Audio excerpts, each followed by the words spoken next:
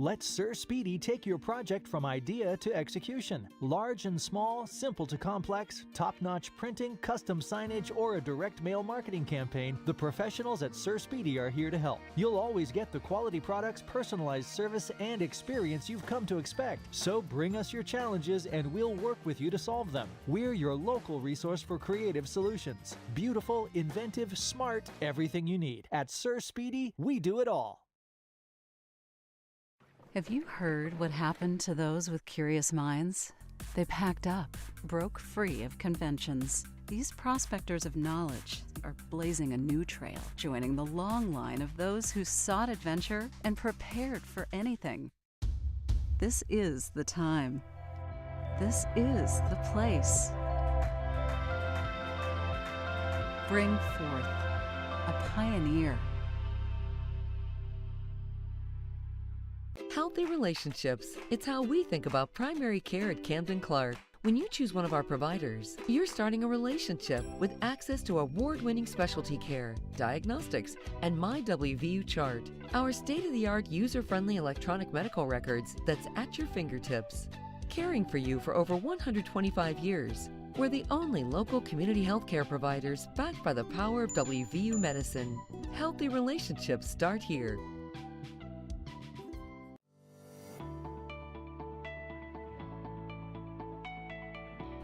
Thank you to our friends at CAS Cable for being our sponsors for Belpre Homecoming. Thank you, CAS Cable, for supporting the Parkersburg South Marching Band.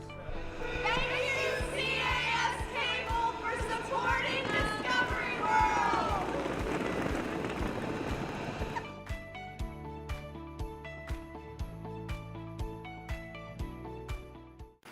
When you call the Basement Doctor of West Virginia, you know you've called the right place. We'll help you solve the worst problems in your basement or crawl space, from bowed walls, cracks to water, mold, and more. Our experienced and well-trained crews will carry out the repairs, leaving you with a drier, cleaner, healthier, safer, and more energy-efficient home. Plus, you get a lifetime transferable warranty. You can trust the Basement Doctor of West Virginia. Call now at 877-DRY-TIME or visit basementdoctorwv.com. Did you know that 90% of the American Red Cross workforce is made up of volunteers? That's why we're asking you to fall into service this autumn. You can help families affected by disasters big and small with comfort, food, and shelter, collect life-saving blood, support military members, and much more. Even medical professionals can use their skills to help in times of need.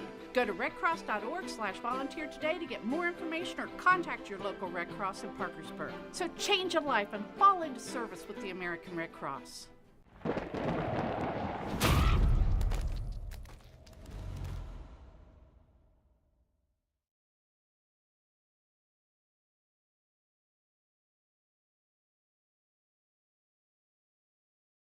The Corner Cafe in downtown Parkersburg, next to Matheny Motors, has you covered for every meal of the day. Open 7 a.m. to 7 p.m. 7 days a week. You can enjoy our full menu whenever you want. Burger for breakfast, omelet for dinner. You can have it at the Corner Cafe. Enjoy our dinner specials like meatloaf, baked steak, and open-face roast beef sandwiches. Top off your meal with homemade desserts, including our wide selection of pies. We hope to see you soon at the Corner Cafe, 3rd and Ann Streets in downtown Parkersburg, next to Matheny Motors. It's game time, and One Community Federal Credit Union is here to help you tackle your financial goals. With our convenient and secure electronic banking and mobile services, we're taking our customer service experience to the next level. Plus, our CD rates are some of the best around, so you get more bang for your buck. When you need a loan, One Community can get you a great rate and a fast decision made locally. It all adds up to us being the Mid-Ohio Valley's winning team. One Community Federal Credit Union. Online at onecommunityfcu.org.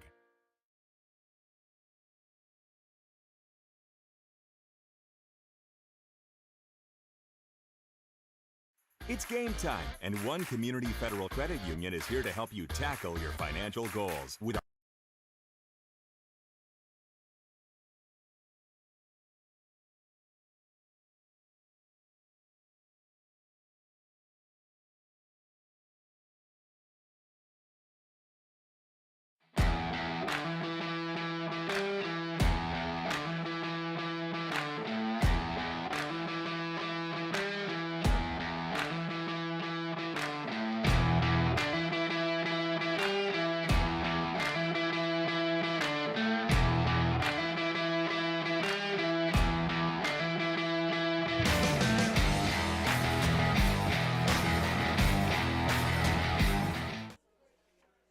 Coming to you live from Don Drum Stadium in Marietta. It's another afternoon of Marietta College football brought to you by Sir Speedy Printing of Parkersburg on CAS 45 and streaming live on marietta.edu. The Pioneers welcome the student princes of Heidelberg University for the 60th meeting between the two schools. Heidelberg leads the overall series by an advantage of 37-22. It's homecoming weekend in Marietta, time for the alumni to renew school ties and friendships and come see the Pioneers play football. This is a matchup, Mike Hayden, of two schools, identical 4-2 records, identical 3-2 conference records, and they're tied for third place in the league. Some of the storylines we'll be following in this game is that Heidelberg has a freshman, I should say a sophomore quarterback in Gavin Reidecke, who was just forced into play because of the injury of the starting quarterback. And we also have two great running backs in this game. So in Montavious Yerby, all conference for Heidelberg, and also for Bryce Agnew for Marietta College. So Mike, talk about those two issues, the quarterback issue and what we expect to see from the running backs. Well, the quarterback for Heidelberg, you naturally think this is the first time he's starting, and he's probably as nervous as anything right now. And that youngster, you're going to have to come out firing and see how he handles it right off the bat. And I look for him to have a pretty good ball game. Of course, on the other side, we've got a quarterback at Marietta that's very seasoned, very outstanding quarterback. He's got a big arm. He's 6'5", and he stands up above everybody else, and he throws the ball extremely well. But the two running backs are similar in style. They both run hard. They both have quickness. And so we're looking for both teams to try to establish a running game to start off. Both teams have similar experiences in not only the record, but in the teams they've lost to. Both teams have lost to the powerhouses in Mount Union and in John Carroll. And this will be a chance for one of these teams to break free, break out of the tie, and move solo third in the conference race. Yeah, and they know full well that they've already lost to the two leaders. And those are the two programs in the High Athletic Conference that have been powerhouses for several years. And both of these schools, Heidelberg and Marietta, are trying to establish their programs and get up to that level. And they're doing a pretty good job of it right now. 4-2 record is a darn good record at this stage of the season. It's a nice cool afternoon in October for this homecoming matchup between the two schools. Should be a good day of football. We're looking forward to it. Coming up next, we've got the Andy Waddle Show on CAS 45, and then we'll have the kickoff.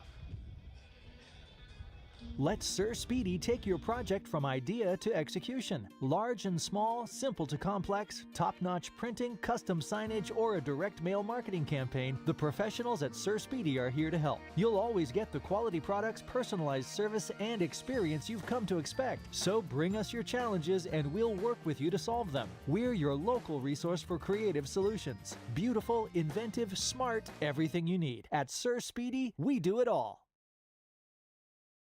Have you heard what happened to those with curious minds? They packed up, broke free of conventions. These prospectors of knowledge are blazing a new trail, joining the long line of those who sought adventure and prepared for anything. This is the time. This is the place. Bring forth a pioneer. Natural healing through massage therapy is at your fingertips. Ingles Natural Healing and Massage in Marietta can help you relax, rebalance, and rejuvenate through traditional massage and reflexology. Plus at Ingles, when you book an hour-long session, you get a full hour on the table. Gift certificates are available, and a large selection of aromatherapy items are in stock. Come find out why we have so many 5-star reviews and Reader's Choice Awards. Call today or book online. Ingles Natural Healing and Massage, 121 Green Street in Marietta. And welcome back to CAS 45. It is homecoming week for the Marietta College Pioneers. The Pioneers getting set to take on Heidelberg University. And Coach, a special time of the year for the alumni. They come back and renew their school ties and friendships. And how's this week been for you and your players as you get ready for this game? Yeah, I mean, homecoming's awesome. We're super excited to have all the alumni back and kind of celebrate Marietta College, celebrate their time at Marietta College, and also celebrate our football team. I tell our guys, though, you got to eliminate the distractions and keep this about, our football team and the game that we have. And football, homecoming isn't for us, it's because of us, right? It's about us, it's about this team, it's about their time at Marietta College. And don't make it for you, but go out there and do something special for all of them. Coming off of a good week a week ago, and now you're 4-2 on the season and third place in the conference. And just what's the grade of your team so far? How would you grade what you guys have been able to do so far? It was incomplete so far. We still have some work to do the rest of this season. Obviously, I think that we've positioned ourselves to elevate the program, and that's always good. But you have to continue to take care of business on each opportunity, and today is going to be another big challenge for us. The opportunity today is against Heidelberg. They've got a freshman in at quarterback taking over for the starter who's hurt in the Muskingum game. What do you know about him, and just what kind of problems do the Heidelberg student princes bring to the table today? Well, I think that Heidelberg. You have to look at their defense, and particularly their defensive backfield. I think that their defensive backfield is one of the best in the conference. They got an All-American back there and a number of other all-conference quality players. You go to the front seven, and there's certainly some talented guys there. Number 9's been first-team all-conference in the past, I believe, and so they're going to have some good pieces on that side. Tay Yearby, I think, is one of the best running backs in the conference, and he and Bryce are just a couple yards away from being I think number 2 and number 3 active leaders in Division III in rushing yards. So he's been a good player for a number of years. One of the best running backs in the conference, along with Bryce. So they're going to present some challenges for us today. Is there anything you concentrating on establishing early on for your team in this game? It's the same thing that we always kind of preach. We want to win the line of scrimmage. I think if we can, kind of control the line of scrimmage on offense, on defense, you're setting yourself up to, kind of control the tempo and the flow of the game. And so that's what we want to focus on. Be good on special teams and go put together a great performance. Thanks, Coach. Good luck today. Absolutely. Go Pios. Head Coach Andy Waddle, the Marietta College Pioneers. We'll be back with the kickoff after this. It's spooky season, so I'm getting my costume ready. But you don't have to be afraid of slow internet speeds or high prices with internet from CAS Cable. Right now, new customers can buy 1 month of internet service from CAS Cable and get a second month free. This is one deal you can count on.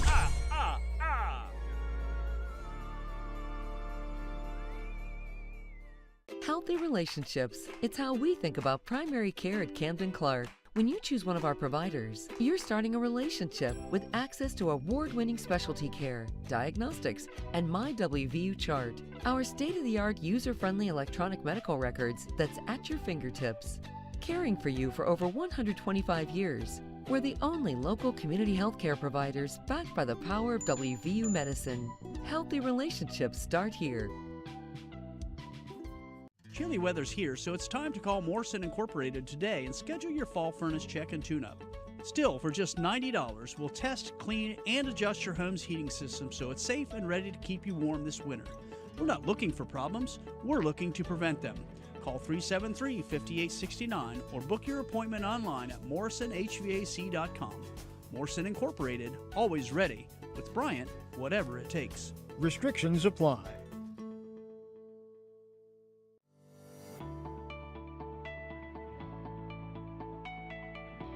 Thank you to our friends at CAS Cable for being our sponsors for Belpre Homecoming. Thank you, CAS Cable, for supporting the Parkersburg South Marching Band. Thank you, CAS Cable, for supporting Discovery World!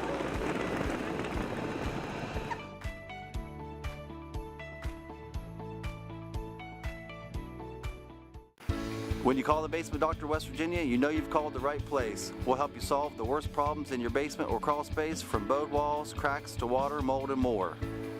Our experienced and well-trained crews will carry out the repairs, leaving you with a drier, cleaner, healthier, safer, and more energy-efficient home. Plus, you get a lifetime transferable warranty. You can trust the Basement Doctor of West Virginia. Call now at 877-DRY-TIME or visit basementdoctorwv.com. You don't need a big city to hear big voices, to experience big moments, or to cheer on big names. Marietta, Ohio has all this and more, with an eclectic mix of venues from cozy pubs to the People's Bank Theater and indoor and outdoor shows at the Adelphia. Marietta offers year-round entertainment for every kind of music fan, where dinner and a show are always just a scenic stroll away. Now that's music to your ears. Marietta, Ohio, your next musical adventure. And welcome back to Don Drum Stadium for Marietta College football, taking on the Student Princes of Heidelberg University, getting ready for the coin toss now. This last year, these two teams met in Tiffin, Ohio, and Marietta shot out to a 21-0 lead, but it was all Heidelberg after that with 29 straight points to pull this one out in the second half, a 29-21 victory. So the Pioneers remember that, and they want to get a measure of revenge in today's game and take care of business once they get off to a good start and finish it up. The captains are shaking hands. We'll have the coin toss. A beautiful day for football. Temperatures in the high 50s and some blue skies and clouds, but no rain expected. I'll keep my fingers crossed now that I said that, Mike. Well, I don't worry about it. You may, but I don't. We're sitting inside. So. Well, that's true. Got to worry about the great CAS camera crew out there. Oh, yeah. You know, Jim, when we take a look at these two teams, they're closely aligned. On defense, one of them, Heidelberg, they have a 3-4 style defense. Marietta's a 4-3 style, just the opposite. And on offense, though, they're very, very similar because they have one running back and 3 wideouts. And so it's going to be interesting to see defensively which one wins out on this. Okay. Heidelberg wins the toss and deferred, so Marietta will get the ball first to start this game, and we're just moments away from kickoff. You know, one of the things, Jim, and I keep referring to this every time we do a Marietta College game, I really enjoy them, and one of the things I'd like to see the Mid-Ohio Valley get more involved with Marietta College, and I'll tell you why, because it is good football, Jim. It really is, and I know it's Division III, it's not Division I, but the youngsters are just about as good as they are in Division I. The only difference is they're not as big overall as Division I players. Coach Andy Waddle's Pioneers take the field on homecoming. It's a weekend full of activities in and around Marietta and around the college. We're looking across the way. The Pioneer soccer team is in action right now, so a lot of activity for homecoming for the alumni to enjoy and experience and reconnect with their alma mater. Officiating crew down at midfield. Coaches getting the last words, their instructions to their teams as they get ready to head on the field. Pioneers are coached by Andy Waddle in his 11th season. He has an overall record of 43 wins and 58 losses. He's a former OAC Coach of the Year. Best year of the Pioneers in 2018 with a 7-3 record. Under Waddle's guidance, the Pioneers have 54 All-OAC players selected, 21 first-team picks, 10 All-Region players, and 10 All-American selections. Marietta 4-2 on the season, that is, coming off of a 45-15 win on the road at Wilmington just a week ago. Heidelberg getting ready to kick the ball off here. Jim, you know, you and I were talking about the officials in this conference, and you had a list of 7 out there, and we kept looking around, and all we saw was 6. But there is 7. There's a 7-man crew on this game. He was probably just in the car listening to the Ohio State game. You're probably right. Ready to come out. And getting ready to kick off for the Student Princes is Brandon Steckel. He's a graduate student. Back to receive for Marietta on special teams are Vontae Hodges and Eric Thurman. Let me tell you a story on Student Princes real quick. I talked to a gentleman from there, and it used to be Cardinals up until 1903, and then their president went to an opera, and it featured Student Princes in there, and he liked it, and he changed the name. That's how it came about. Who knew that opera was such an influence on athletics? Absolutely. In the state of Ohio. Okay, Steckel kicks the ball off. The ball is pulled in at about the 16-yard line, and not much running room there for the Pioneer returner, and that is Vante Hodges. Marietta will get the ball 1st and 10 at about the 22-yard line. Let's run down the Marietta offense. The quarterback is Karna Vierstra, 6'5" senior, and the running back is Bryce Agnew. Wide receivers are John Serpatowski, Dre Baldwin, and Jay Melchiori. The guys up front, the left tackle is Braden Adams. The left guard is Corey Hart. The center is Seth Wallace. The right guard is David Bush, and Sam Thomas is the right tackle, and the tight end is Derek Witzberger. 1st and 10 on the 23-yard line. Keep an eye on number 4 for Marietta, wideout, an outstanding receiver. And it is Bryce Agnew getting the call. He'll pick up 2 yards on the carry. Bryce Agnew, what a career he's had at Marietta. He's rushed for 627 yards, 3rd in the conference, 9 touchdowns, ranking him 1st in the league, averaging nearly 5 yards a carry. Last week he ran for 167 yards and 3 touchdowns in that win over Wilmington. He's first team all-conference 3 years running, and is the leading active yard gainer in Division III football. Man in motion. Vierstra rolling right, looking downfield, and he'll throw it deep to Baldwin. Baldwin gets shoved, but no calls, and he caught the ball anyway. Beautiful. Oh my goodness, what a great play. Oh, great catch. And we just mentioned him just a little bit ago before the kickoff, and he is an outstanding receiver. He's a senior, and we've seen him before perform his magic, but also that was a good throw by Vierstra.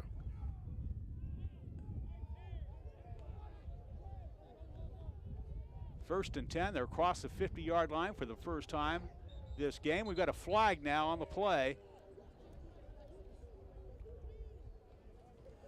And let's see what the call is. He looked over to the sideline, maybe a sideline warning? I'm not sure. They called a timeout. Maybe they're getting close to the play clock running down, but Marietta calls the timeout. Our officiating crew, as we talked about, the referee is Rich Fisher. The umpire is Scott Moon. The head linesman is Anthony Simonetti. The side judge is Eric Fink. The line judge is Troy Zimkevich.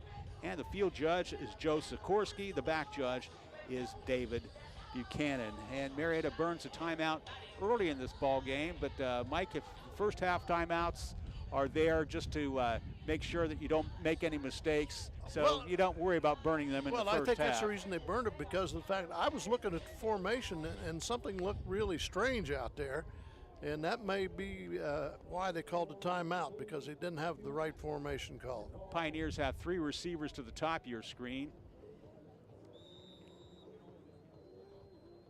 Vierstra in the shotgun.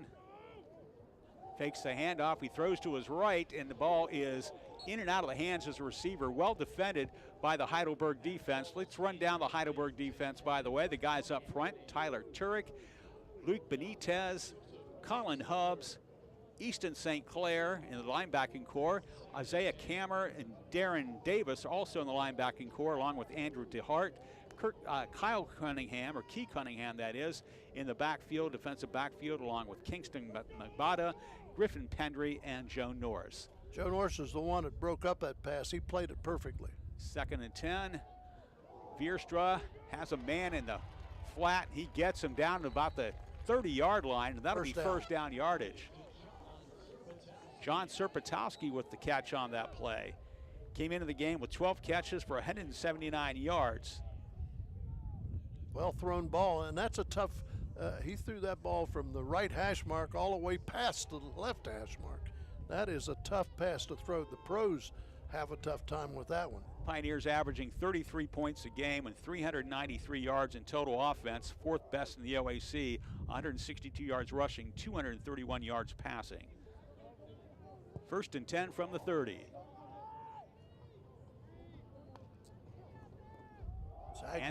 Agnew gets the ball, cuts it back. Agnew, a nice pickup on first down of close to 8 or 9 yards. Great pickup for Agnew. As we said, this guy, all-conference, all-American candidate, just a great running back. He's built low to the ground, Jim, and he also is very, very quick. He hits the line of scrimmage real fast. 2nd and 2 from the 22. The deuce is wild. Vierster comes up to the line. The player's looking his direction. I don't know if he's calling an audible here. Plenty of time on the play clock. Vierster set now. And he'll hand it off. That looked like one of those run-pass option plays. And that is not much running room there for Bryce Agnew. He'll pick up maybe a yard. Heidelberg did a good job of stuffing the hole that time. Heidelberg defensively is allowing 21 points a game to opponents and 308 yards in total offense, 155 rushing yards, 153 yards passing. So Marietta facing a 3rd down situation just outside of the red zone. You have number 4 in the slot on the right here. Keep an eye on him because he's a go-to man. Not much running room there, and he'll be brought down shy of the 1st down yardage. He'll be 4th and about a half a yard. So it's a decision time for the Pioneers. I think Coach Andy Waddle has made a decision. He keeps his offense out back there on the field. So this is a big test for Heidelberg, and it could be a big swing of momentum early on in this ball game. Absolutely. You know,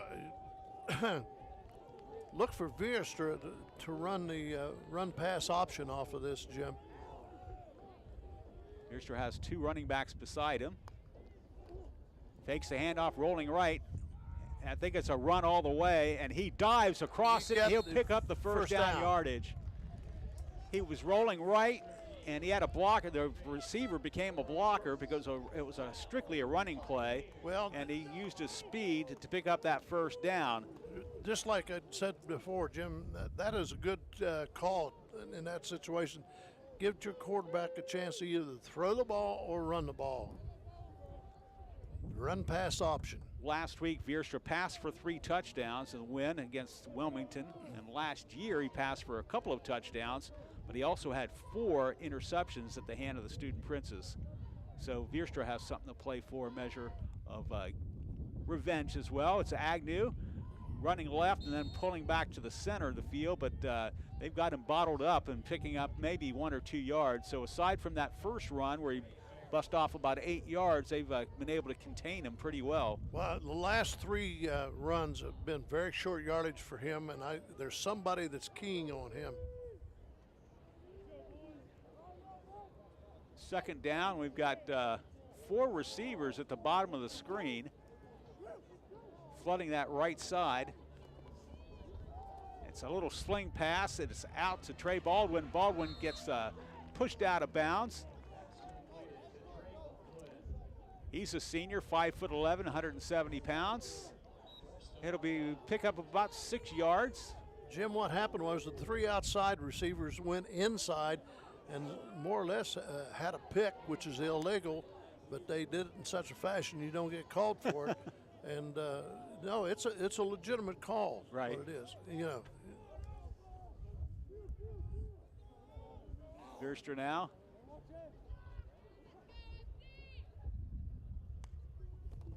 Just a straight run up the middle, and there's that center they interior part of the line, not giving up an inch.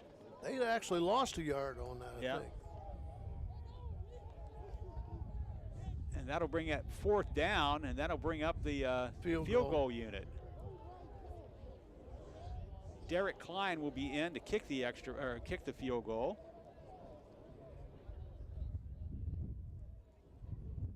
Ball's placed at about the 18-yard line, so that'll make it a 28 or 17-yard line. And that'll make it about a 27-yard field goal. The left footer gets the ball up. It's wide right, I think, isn't it? Nope, they said it's good. It just got inside the end part of the crossbar. So at the 8:19 mark of the first quarter, Marietta draws first blood. They're on top 3-0. You're watching CAS Cable 45 by Sir Speedy. Marietta College football will be back with more after this.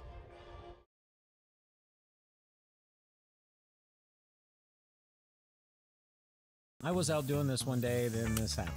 Not cool. So I went to Murray's. Talked to Dennis. He rocks. Like, he literally rocks. They got me fixed up super fast, hassle-free. It was awesome. That's why I keep going back. When glass breaks, call Murray's.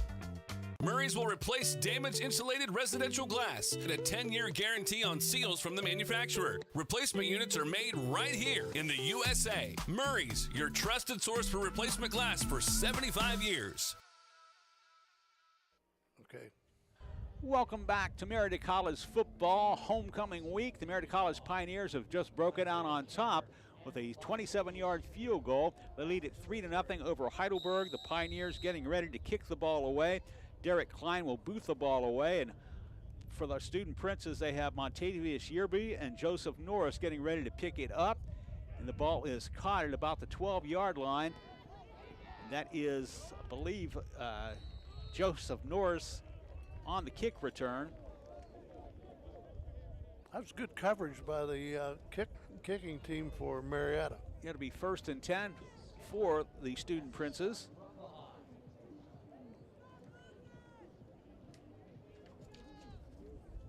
That drive consumed him about seven minutes.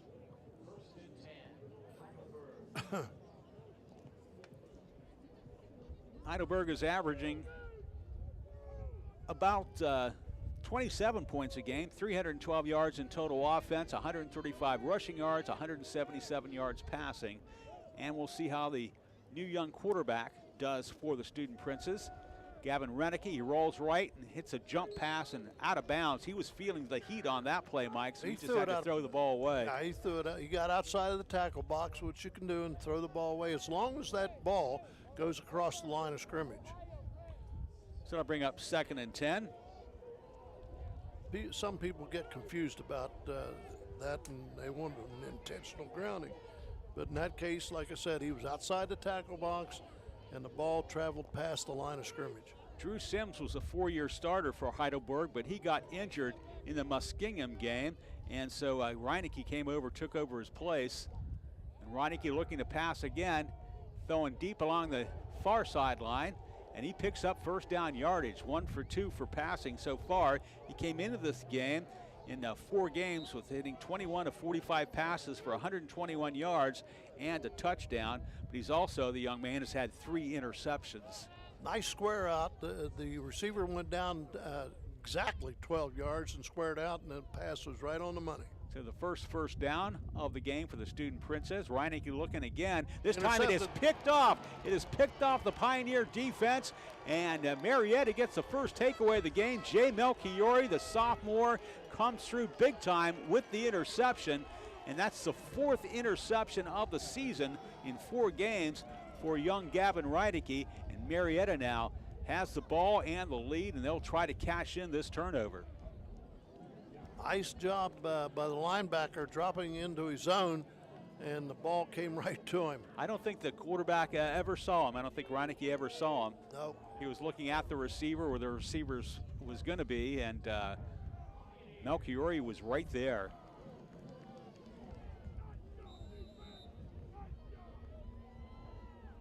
Looks like the shotgun, and he's got Agnew right behind him.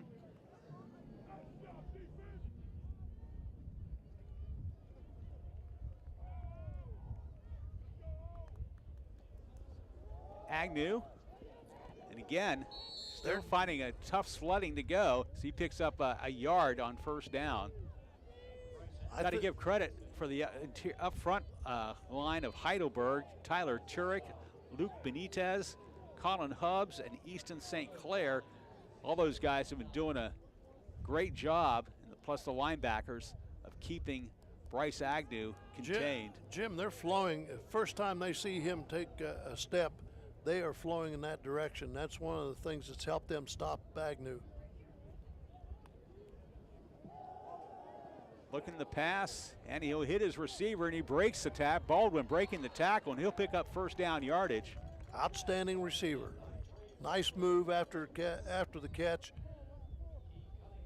So the Pioneers in the red zone today. It's one thing for a receiver to catch the ball, Jim, but what you look at it are the yards after catch. Yeah. Well, I checked that. It looks as if he stepped out of bounds about 3 yards shy of the first down yardage. He continued on, so I thought he had made that first down, but it'll be bring up third down and about 3 for the Pioneers.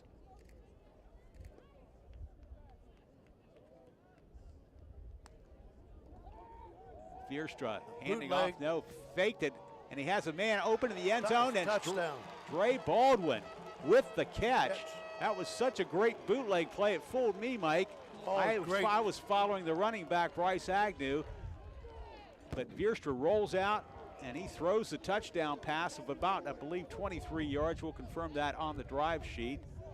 And he did a good job of squaring his shoulders, too, because he was going away from his natural throwing motion. So the Pioneers cash in that turnover for 6 points, and we've got the kick coming up and good. So at the 6:21 mark, Marietta College leads it by the score of 10-0. And Mike, I don't think the Pioneers couldn't have gotten to off to a better start than they have so far this afternoon. Absolutely, they're executing well, and once again we pointed out, to keep an eye on Drew Baldwin, number 4, is an outstanding receiver. We're looking at the replay of the interception that Jay Melchiori, which set up the touchdown, and now for the touchdown play. Nice boot action. He held it long enough to hold the defense. And good catch by Baldwin in the end zone, and good camera work by our crew there. Good work and good replays. Derek Klein now after booting 2 extra points. And Matthew Johnson is kicking off for the Pioneers. Montavious Yerby back. Good kick right down the middle.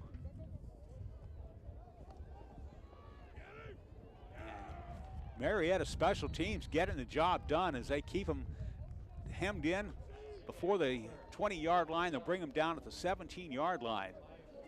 So that will be they start for the second possession of this game. Jim, you've got a young quarterback that makes a mistake like an interception. As a coach, what do you tell him? Just keep on throwing it. You don't really, unless he made a glaring mistake, which you normally don't do, you don't want to get your quarterback thinking about it too much. And they come out firing, and he hits his receiver along the far sideline for a pickup of about 5 or 6 yards.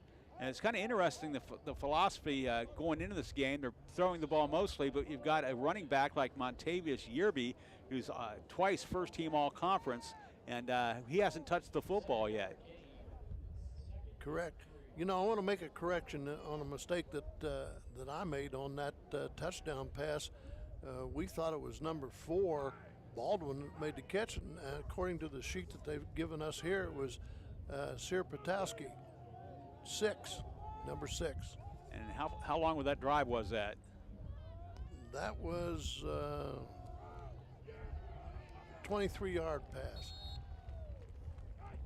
So we do see Montavious Yerby for the first time in this game, and he'll pick up just a couple of yards, and that'll bring up 3rd and 1. So the Pioneer defense will see if it can get another stand here, get a 3 and out.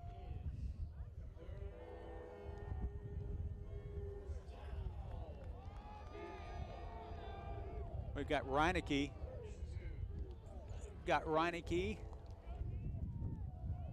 Slings one out to Yerby, and Yerby will pick up the first down yardage. He'll move it across to the 32-yard line.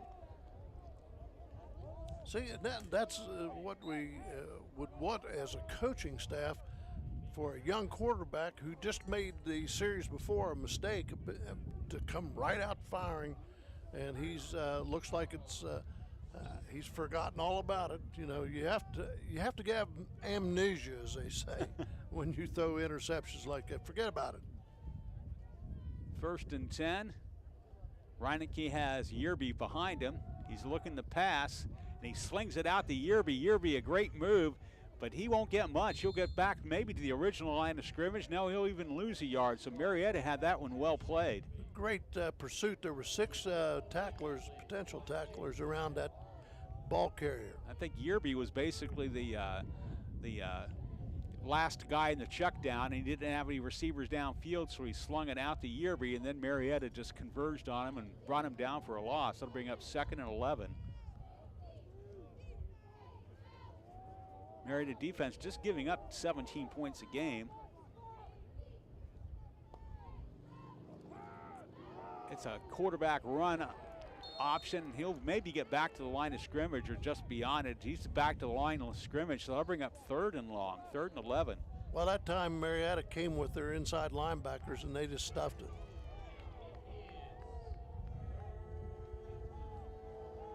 So we've got 3rd down. The Student Princes have 3 receivers to the top of the screen, a receiver in the bottom of the screen. And Gavin Reinecke trying maybe a little hard count there. He's bobbing his head, but nobody bit for Marietta.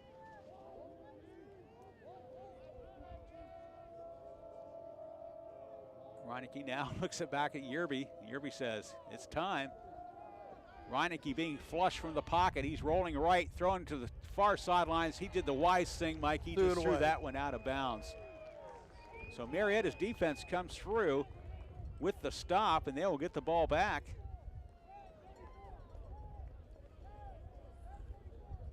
You know, I'm looking at their quarterback, the young quarterback, Reinecke. He has pretty good feet, so I look for him to start maybe running him on the run-pass option. Jay Melchiori is back to receive the punt. The punter for Heidelberg is Griffin Pendry. Pendry, a low line drive kick. It'll bounce at about the 36-yard line. Marietta lets it go, and it takes a Marietta roll. So Marietta will get the ball. 1st and 10 at about the 34-yard line, 33-yard line. So previous 2 offensive series for Marietta, they got a field goal from the first drive of the game, their first possession. Then the second drive after that interception, they cashed it in for a touchdown. And that's where we're at with a 10-0 lead over the Student Princes of Heidelberg. And on the scoreboard, they're just listed as the Berg. And their fans refer to them to the Berg.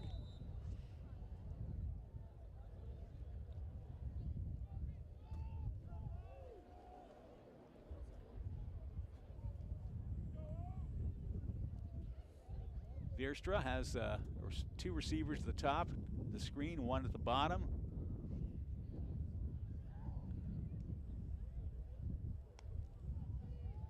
Looking to pass, and he'll throw to the far sideline. A little bit too tall. It is intercepted. It is pulled in, picked off by the Heidelberg defense, and I believe that was the Key Cunningham, the senior, the cornerback there, 5'10", 150, and he picks off that pass. Well, I think that pass got away from the quarterback because it sailed high on him. Well, last week Veerstra had a couple of interceptions, and now he's got add another one to his list, and that will give the Student Princes their best field position of the game. And Pioneers were able to cash in a turnover for a touchdown, and Student Princes will try to duplicate that feat.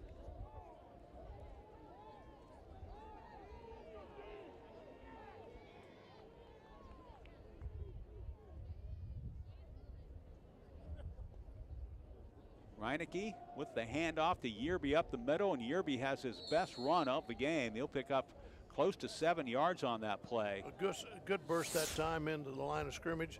He was able to get through there and pick up big yardage. He's a 2-time first-team All-Conference, 2-time second-team All-Conference, and he was the OAC Player of the Week back in September when he ran for a school record, tying 5 touchdowns against Hiram. Comes in with 144 rushes on 701 yards gained, second best in the league, and 7 touchdowns, which is third best in the OAC. He's also pretty effective as a receiver, 12 catches for 78 yards and a touchdown coming in. 1st and 10. Reinecke to Yearby. Yearby gets maybe another yard yard and a half before he gets thrown back by the interior of the Marietta line. We'll run down Marietta defensively. The guys up front, Malik Melton, Isaiah McCartney, Chance Knight, and Jake Visnick. The linebackers are Brady McManaway, Harley Hopkins, and Blade Barkley. The defensive backs, O.C. Nurse, Jalen Kiro Gordon, Sal Laurie, and Brad Panucci. 3rd and 2. Under 10 to go on the play clock, and in the final minute of the first quarter here. The handoff goes to Yearby. He cuts it outside. He'll pick up the first down yardage. He made a defender miss. A defender came shooting in there, but he could not make the tackle, and that gives Yearby and the Student Princes a first down. Saul Laurie had a shot at it, but he couldn't. He whipped on the play. Actually, he did what he was supposed to, Jim. He forced the play back inside to where the rest of the defense could get to him. Nice effort.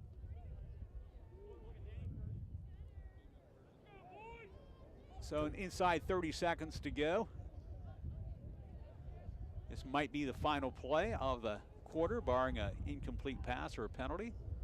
It's a pitch out to Yearby. He tries to cut it back. A nice move again, but defender would not be fooled, and he gets a nice shoestring tackle for the Marietta College Pioneers. And great tackle there. I believe it was by Isaiah McCartney picking it up. And that'll be the end of the first quarter. You're watching Marietta College football presented by Sir Speedy Printing of Parkersburg. And after one quarter, it's Marietta 10, Heidelberg nothing. Let Sir Speedy take your project from idea to execution. Large and small, simple to complex, top-notch printing, custom signage, or a direct mail marketing campaign, the professionals at Sir Speedy are here to help. You'll always get the quality products, personalized service, and experience you've come to expect. So bring us your challenges and we'll work with you to solve them. We're your local resource for creative solutions. Beautiful, inventive, smart, everything you need. At Sir Speedy, we do it all. WVU Medicine Camden Clark's pediatric team is here to help you turn belly aches into belly laughs. Now accepting pediatric patients at our new location in South Parkersburg. It's big care for small patients. And that's the power of WVU Medicine. WVU Medicine Camden Clark's pediatric team is here to help you turn tears into playground cheers. Now accepting pediatric patients at our new location in South Parkersburg. It's big care for small patients, and that's the power of WVU Medicine. Welcome back to Don Drum Stadium. Start of the second quarter here. OAC football, Marietta on top of Heidelberg 10-0. Heidelberg trying to answer here, and they'll have an incomplete pass. Freshman had a nice toss there, but the sideline ran out of space. What happened was caught but out of bounds. They wound up with a good rush that time up front for Marietta that forced him to make that throw. That'll bring up 3rd down, 3rd and 12. Ball's at the 37-yard line.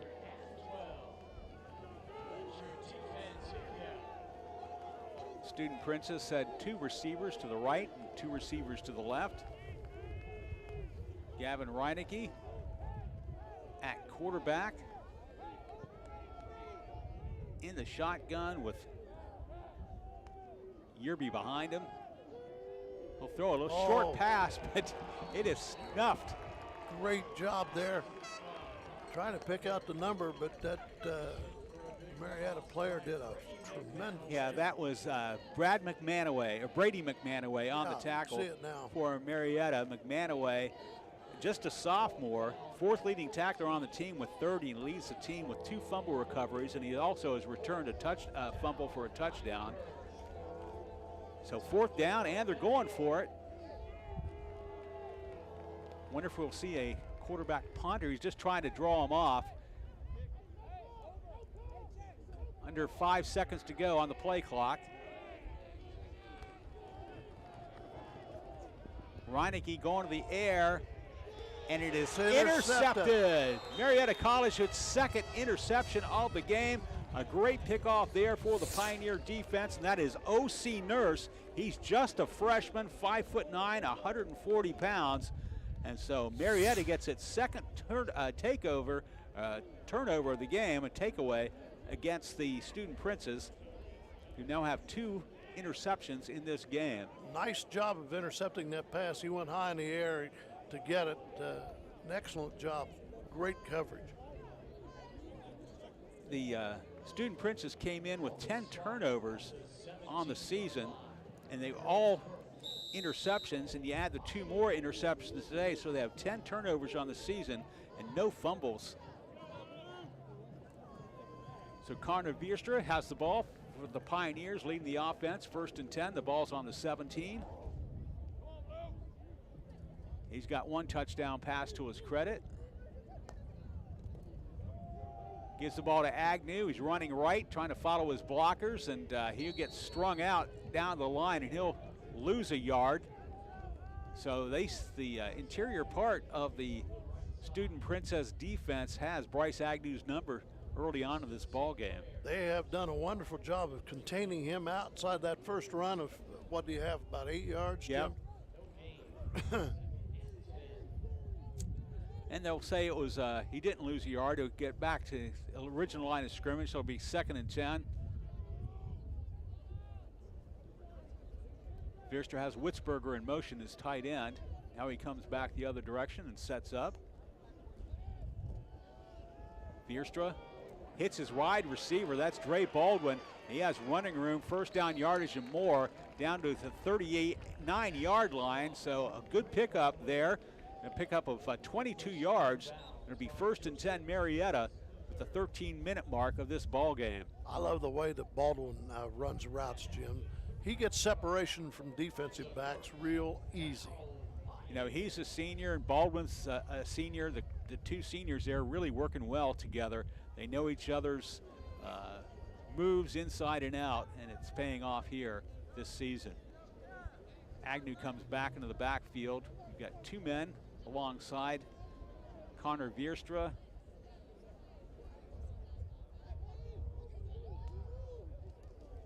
Oh, we've got a collision. Both running backs ran into each other, and thankfully the ball didn't pop loose. That could have been disastrous there. Could have been a major fumble. Yep. Didn't exactly go off the way the coaches drew it up on the chalkboard, Oh, Mike. it sure didn't. So we'll try a do-over there. That'll be a loss of 3 yards. That'll be 2nd and 13.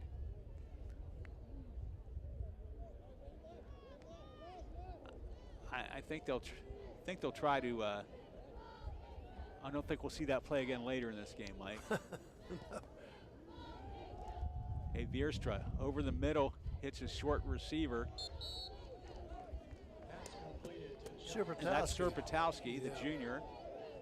He went down about 6 or 8 yards and just turned around. He gets back to the original line of scrimmage. So 3rd and 10.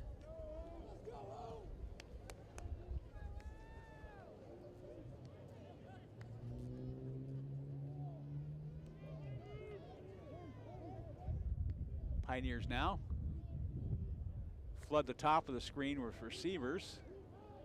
We've got 2 receivers at the bottom of the screen as well. That's Baldwin in motion. So we got a triple set of receivers in the bottom of the screen. Vierstra's looking that way. He hit him in boy, the that head. ball was hit. Yeah, I was wondering if it was simultaneously, but I think the defender got there just a beat too soon, so that'll be pass interference. I think the ball hit him in the head too, doesn't it? Well, he took a shot to the back. Joseph Norris, I think, was there just a heartbeat too early, and that'll be pass interference, although we'll have to wait and see what the call is, but the official gives it to the referee, and we'll see what he says about it.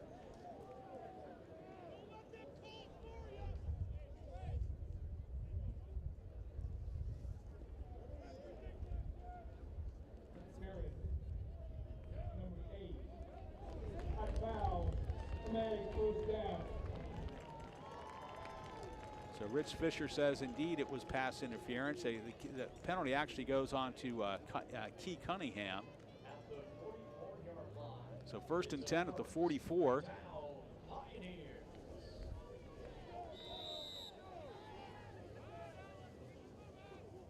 believe that was the first penalty of the game. We had a flag in the first quarter, but it was picked up. It was actually a timeout was called.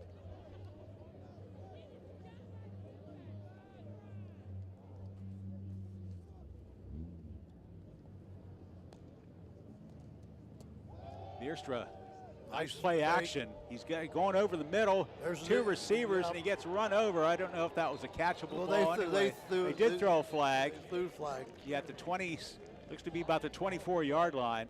There was two defenders there, and both of them ran into the receiver and knocked him down. And the reason why, because the ball was thrown short, so the Marietta receiver slowed down to try to get to the ball, and the other guys just ran him over.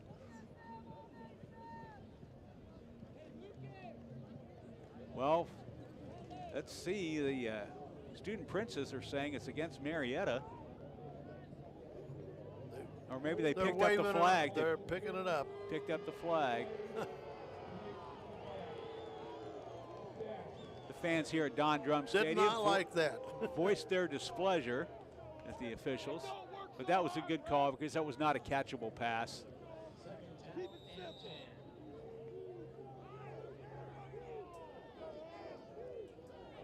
The Pioneers, 2nd and 10 from the 44.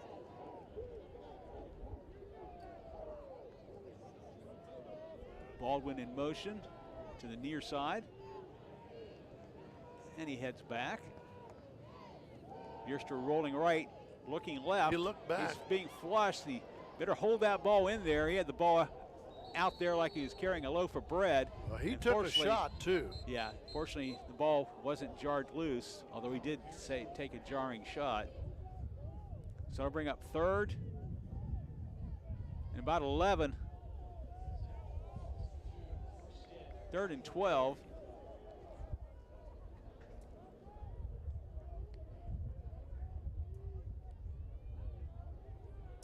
So the Heidelberg defense trying to make sure that turnover is not cashed in.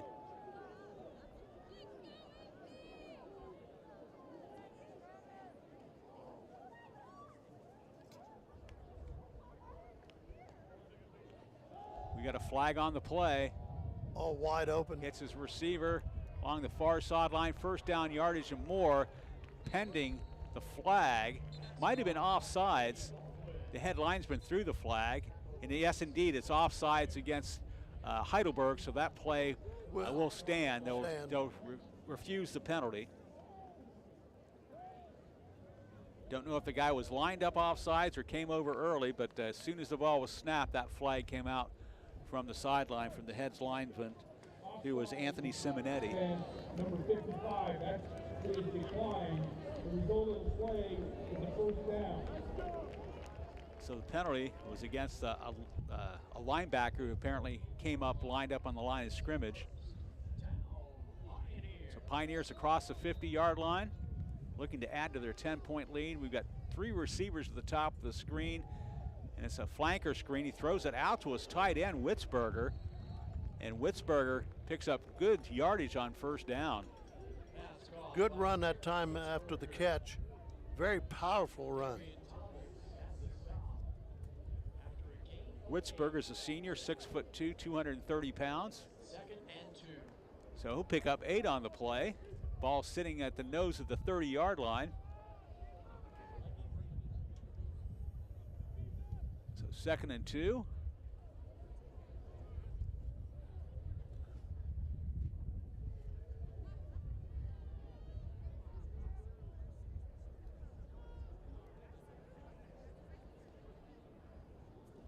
Bierstra keeping it. Nice bootleg. And he's running, and he throws it out to Witzberger again, and Witzberger down the far sideline. Oh. He gets somersaulted or helicoptered about the 10-yard line.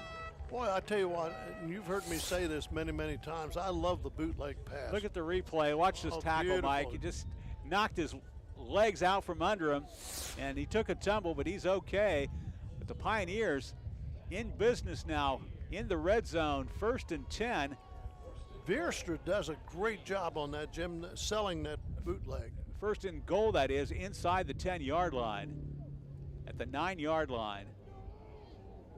And you've heard me say it many, many times, I love the bootleg pass. It's hard to cover.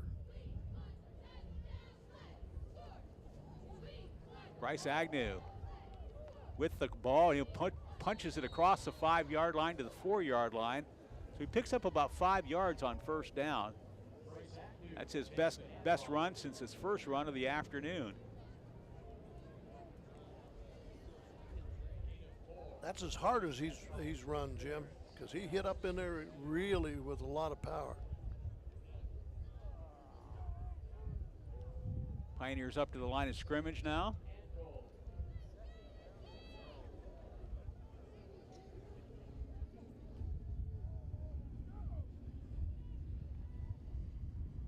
Veerstra handing it off to Agnew.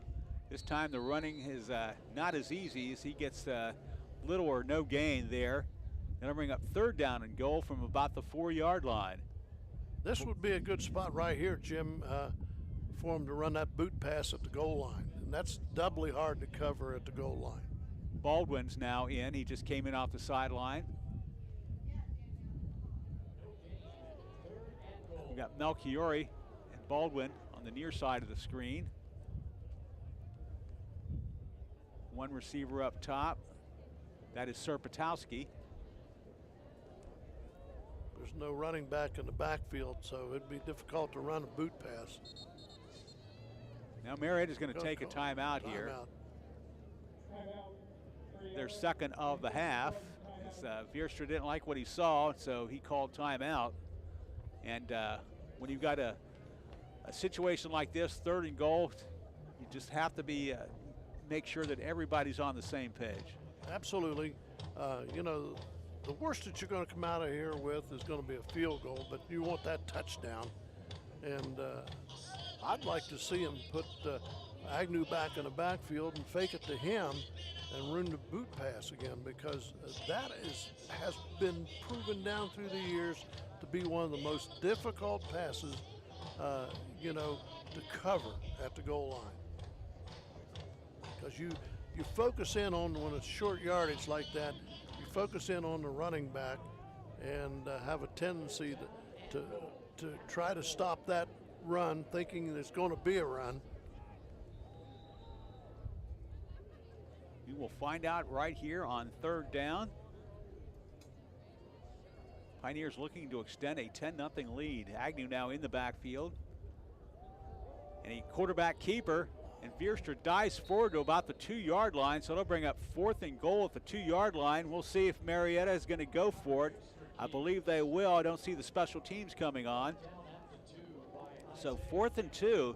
So the Pioneers trying to make a statement here for their offense.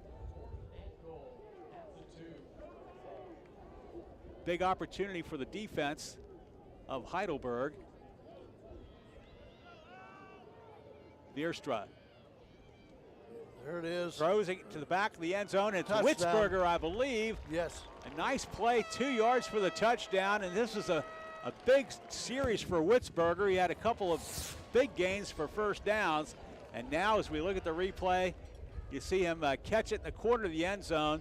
And it was a nice little deception by the quarterback as he gave a hand motion like the ball was over his head, and then Veerstra does a great job of ball handling. Sucked everybody into the interior part, and meanwhile Witzberger just goes to the corner, and he tossed a nice soft pass to the corner of the end zone, and the kick there is good by Derek Klein. At the 6-minute mark of this ball game, Marietta takes out a 17-0 lead. We'll be back with more of Marietta College football on CAS Cable 45, presented by Sir Speedy of Parkersburg. It's spooky season, so I'm getting my costume ready. But you don't have to be afraid of slow internet speeds or high prices with internet from CAS Cable. Right now, new customers can buy 1 month of internet service from CAS Cable and get a second month free. This is one deal you can count on.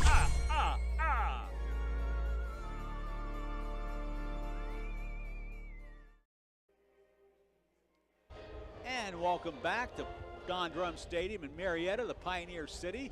The clouds have started moving in, but sun's shining brightly for Marietta College fans as their team's on top, 17-0 over the Heidelberg on homecoming. The holder on that extra point was Quentin Sheets. He did a heck of a job, Jim, for getting that ball. It almost rolled back to him. And the kickoff is into the end zone, so they'll bring it out to the 25-yard line. Nice drive for Marietta, cashing in their second turnover of the game for a touchdown to extend that lead to 17-0.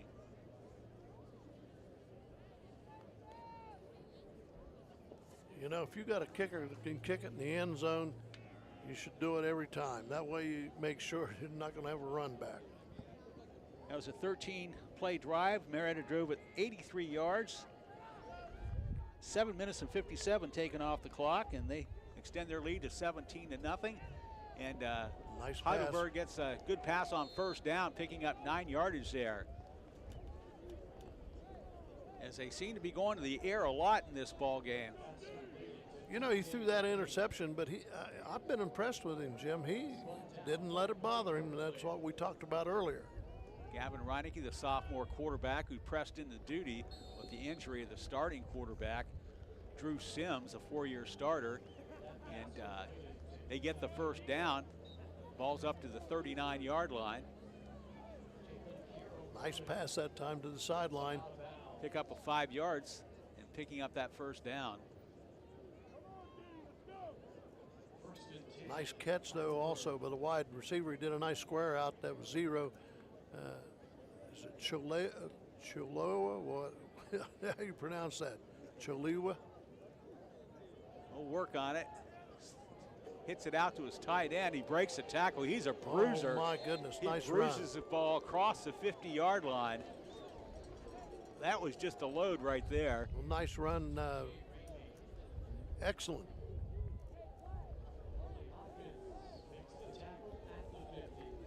So just shy of the 50-yard line, 1st and 10 for the Student Princes.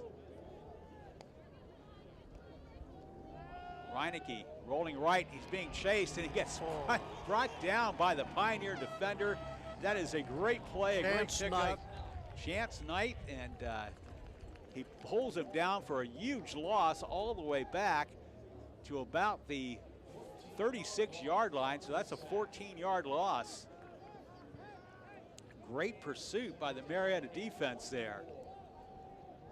Chance Knight is the second leading tackler on the team. Came into the game with 7.5 tackles for a loss. You can add to that, and he leads the team with 4 sacks, so that was his 5th sack of the season for Chance Knight. He's a first-team all-conference defender and first-team all-region in D3Football.com.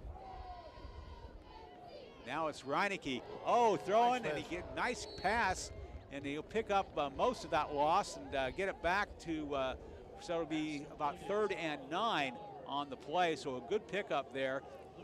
The receiver did a nice job of going up after it, Jim. Giving them an opportunity to pick up a first down here.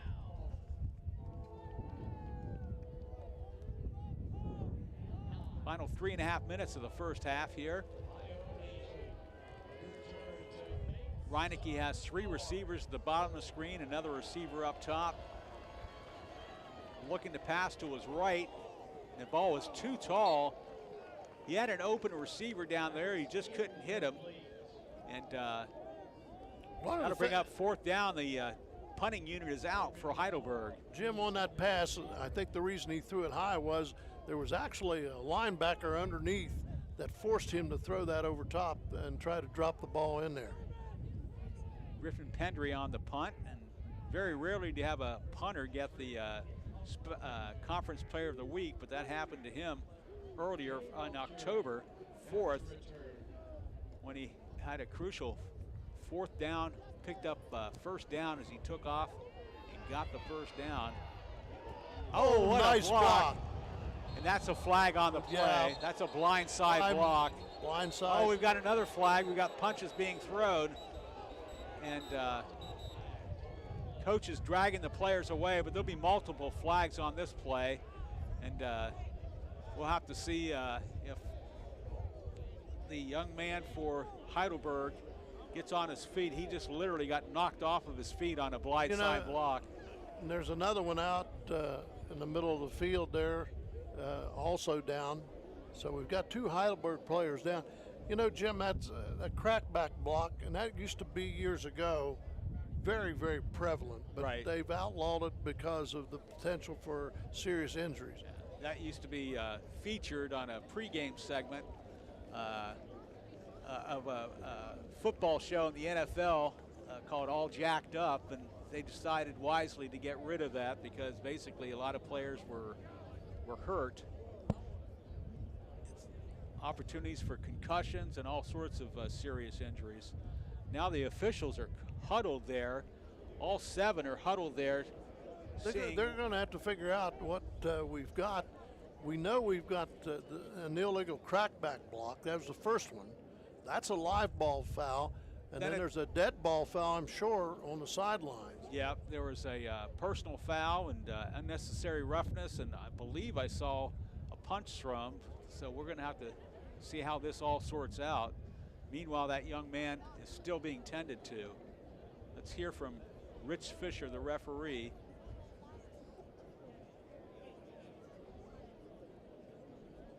Probably have multiple numbers to report. I'm sure you're going to have a live ball and a dead ball foul. I see 4 flags on the field. 1, 2, there were one at about the 25, one at the 35, another at the 25, and then back around the 20. The Heidelberg player is on his feet, thankfully, and he's heading off to the sideline without any ill effect. Well, he looks a little wobbly, though, I tell you, because he took a shot. Just glad to see him up and about. Yep.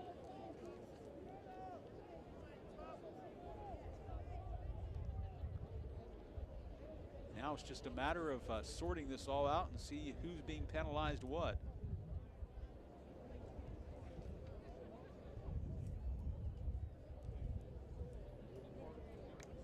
That was Trey Ferris, the Heidelberg player, who was shaken up on the play.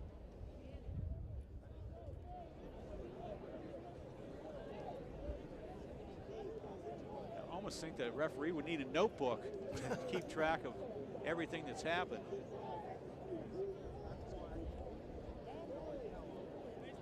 Heidelberg defense is coming back on the field. Marietta offense is still huddled. They're waiting to see where they'll start.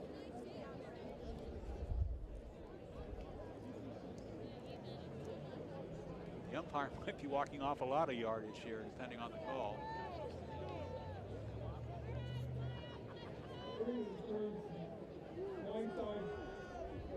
Return 25. That penalty half the distance to the goal from the spot of the foul. After the play, unsportsmanlike conduct, kicking team number 8. 15-yard penalty from the succeeding spot. That's number 8's first unsportsmanlike conduct foul of the game.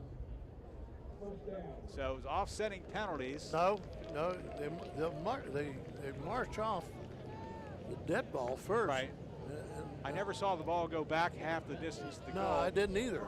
That's the way it normally is done. Yeah, and you get one unsportsmanlike penalty.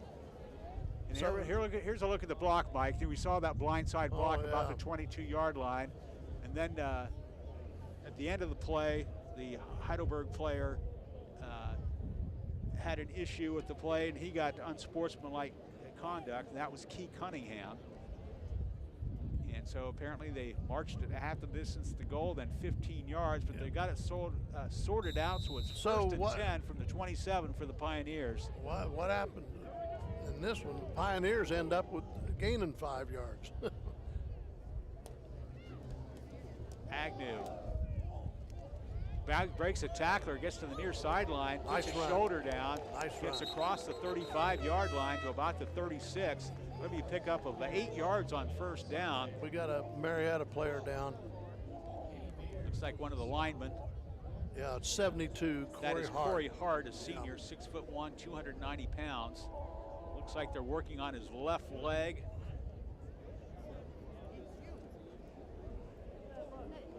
You know, one of the things, Jim, in this game of football, offensive and defensive linemen really are in precarious positions most of the time. because they're in the middle of the line, and that's where all the bodies are. And you'll see on a lot of teams anymore offensive linemen wearing knee braces on both knees to try to protect themselves. And that's what it looks like here. He's got a leg injury. Yeah, it looks like his right leg, and Coach Andy Waddle comes to check on him. Looks like his right knee, and they're checking on him. And while they're tending to him, we'll take this timeout. You're watching Marietta College football presented by Sir Speedy on CAS 45. We'll be back after this. Your water should always be great tasting and worry-free. With Culligan's smart modern systems, you get superior water with a difference you can taste, feel, and see in every drop. Our Culligan Connect app keeps you informed about the quality of your water and how much you're using. That's smart water. That's Culligan water. Call 304-699-4138 or visit CulliganMOV.com. I sincerely hope you never need my services, because my firm represents people that have been seriously hurt in automobile accidents. I'm Jim Staley, and I've seen the devastating effects that those accidents can have, not only on those who are injured, but also on those who are at fault.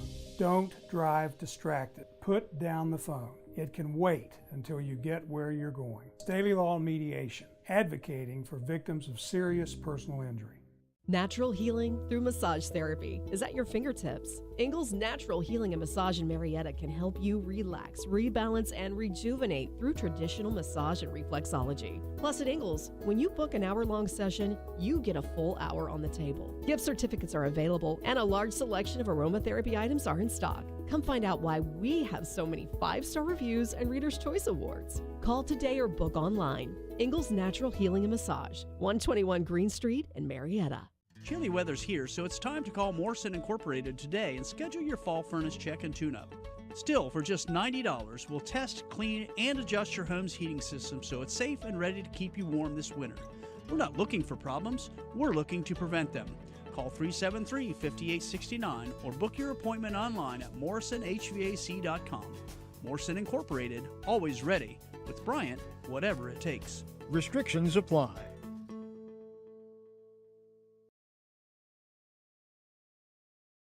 Field, welcome back to Don Drum Stadium. Corey Hart has been assisted off the field. He's got a right leg injury. He's being tended to along the sidelines. And now Marietta faces a 3rd and 1 here in their homecoming game with Baldwin Wallace. Bryce Agnew, no, it's a fake run, and it's quarterback Vierstra slinging it outside to Serpentowski, and Serpentowski will pick up the first down at about the 45-yard line. That was an awful lot of action for short yardage. Yeah. Tremendous amount of action. And we've got a final from Columbus in the Big Ten Battle of the Beatens. The Ohio State Buckeyes prevail over Penn State by the score of 20-12. Vierstra now being flushed from the pocket, looking downfield. Oh, flips nice a pass to, is that Witzberger again? No, that's Bryce Agnew. And Agnew will be stepped out of bounds at about the 47-yard line or 46-yard line. So he picks up a good pickup, 9 yards on that, but he's 2nd and 1. Nice shovel pass on that. Yeah. Vierstra has a lot of versatility in the way he delivers that football. You know, and he's not a bad runner either. Yeah.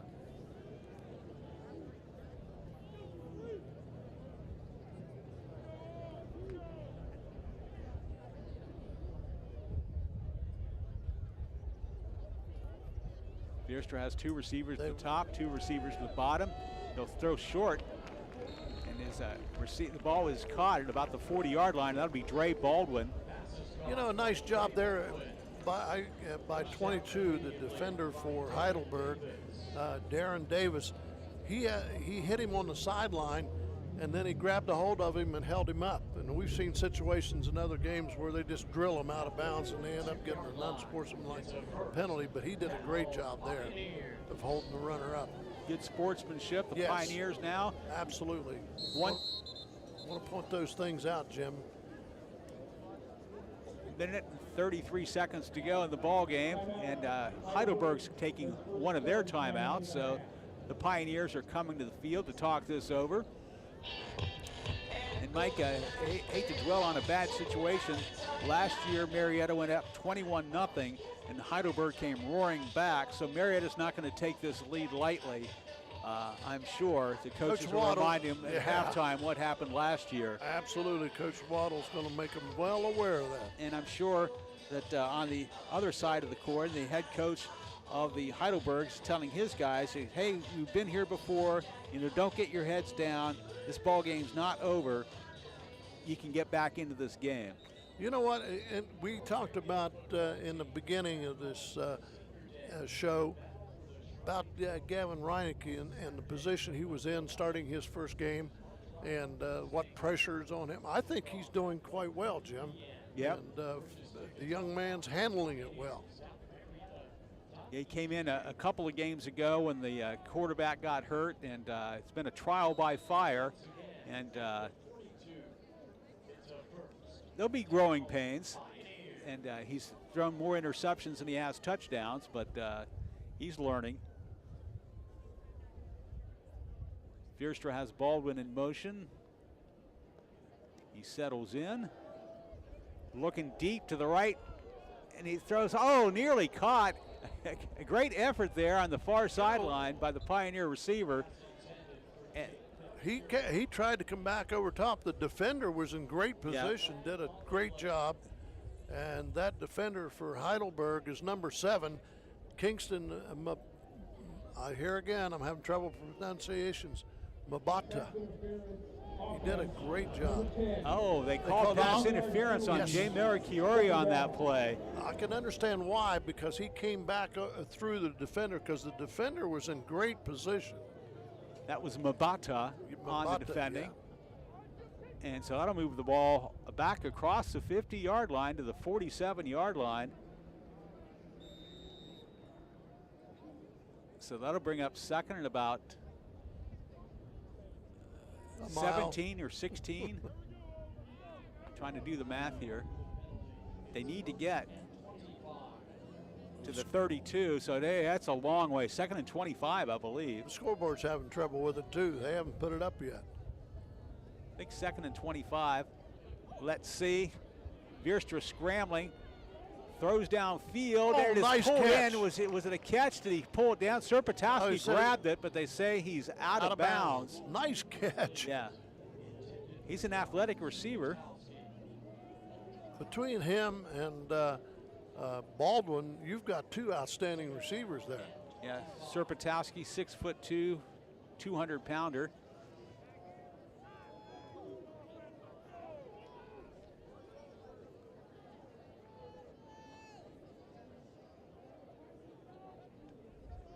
Second and a mile, 25 yards. Yep, second and 25. We're on the 119 mark. Good time for a draw play, Mike. You don't have a little screen pass. Second and 25. And that's a screen pass for Agnew. And Agnew's going to break it. Bryce Agnew's on his way. He'll get pulled down at about the 5-yard line. Oh my goodness. A great job that time by the Heidelberg defender, number 7, Mabata.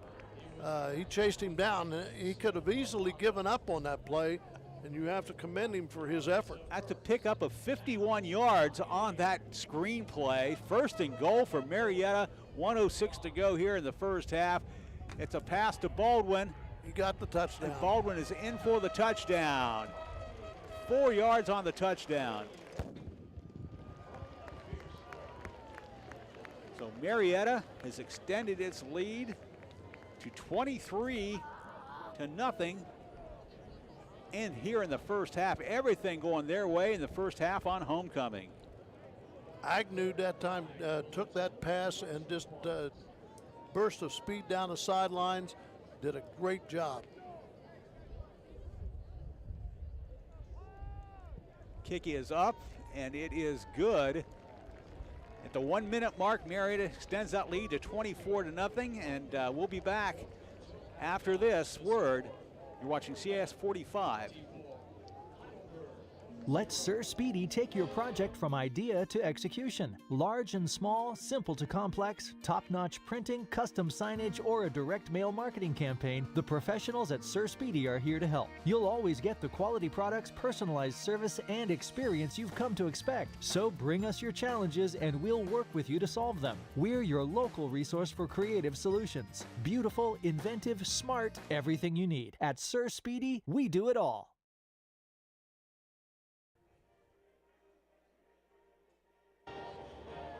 And welcome back to Don Drum Stadium. The Marietta College Pioneers, another scoring drive as they extend their lead to 24-0 here. 1 minute to go in the first half. And Mike, everything that could go right for the Pioneers has gone right, and everything that could go wrong for the Student Princes has gone wrong. Well, Marietta's playing a really good football game.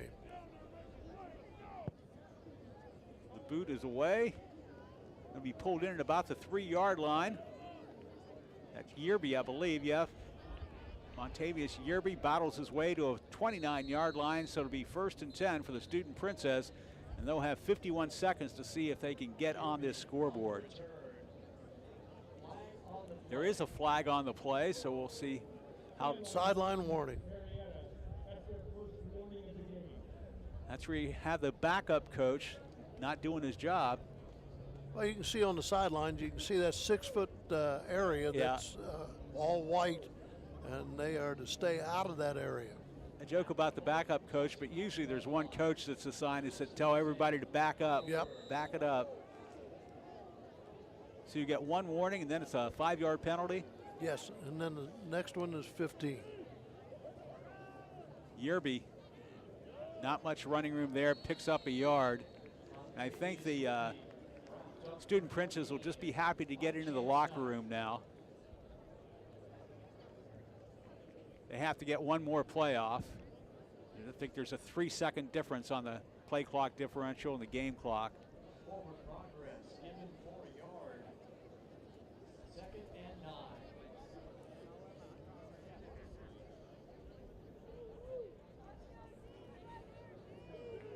They get the call from the sideline. Clock's down to 10 seconds now. Reinecke with the handoff to Yerby, and Yerby will pick up 6 or 7 yards, and that'll do it. As the clock winds down on the first half, Marietta enjoys a 24-0 halftime lead on homecoming. You're watching Marietta College football on CAS 45, presented by Sir Speedy of Parkersburg. Let Sir Speedy take your project from idea to execution. Large and small, simple to complex, top-notch printing, custom signage, or a direct mail marketing campaign, the professionals at Sir Speedy are here to help. You'll always get the quality products, personalized service, and experience you've come to expect. So bring us your challenges and we'll work with you to solve them. We're your local resource for creative solutions. Beautiful, inventive, smart, everything you need. At Sir Speedy, we do it all. Have you heard what happened to those with curious minds? They packed up, broke free of conventions. These prospectors of knowledge are blazing a new trail, joining the long line of those who sought adventure and prepared for anything. This is the time. This is the place. Bring forth a pioneer.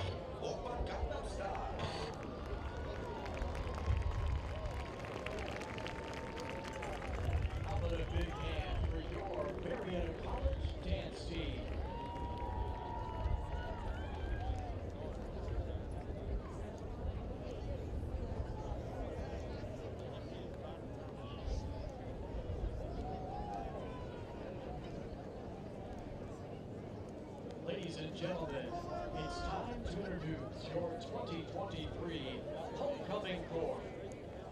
Our candidates have been working hard this week, raising funds for campus projects, serving up delicious delights at Munchies on the Mall, and playing cornhole, all to earn points towards who will be named King and Queen in just a few moments. Now, let's meet the candidates. Up first, Kennedy Couch, representing Women in STEM. Kennedy is from Lancaster, Ohio. She's a biochemistry major and leadership minor. After graduation, she plans to attend medical school.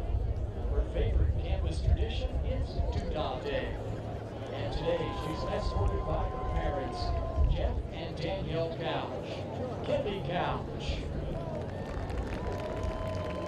Up next is Nathan Ritchie, representing Delta Tau Delta. He hails from Marlow, Ohio, as a management major with marketing and entrepreneurship minors. He's undecided on plans after graduation. His favorite campus tradition is Doodah Day. Today he's escorted by his mother Erica, stepdad Aaron, and his dad Larry. Nathan Ritchie. Next is Marley Philippi from Winners Lacrosse. She comes to us from Easton, Maryland, and is majoring in education studies.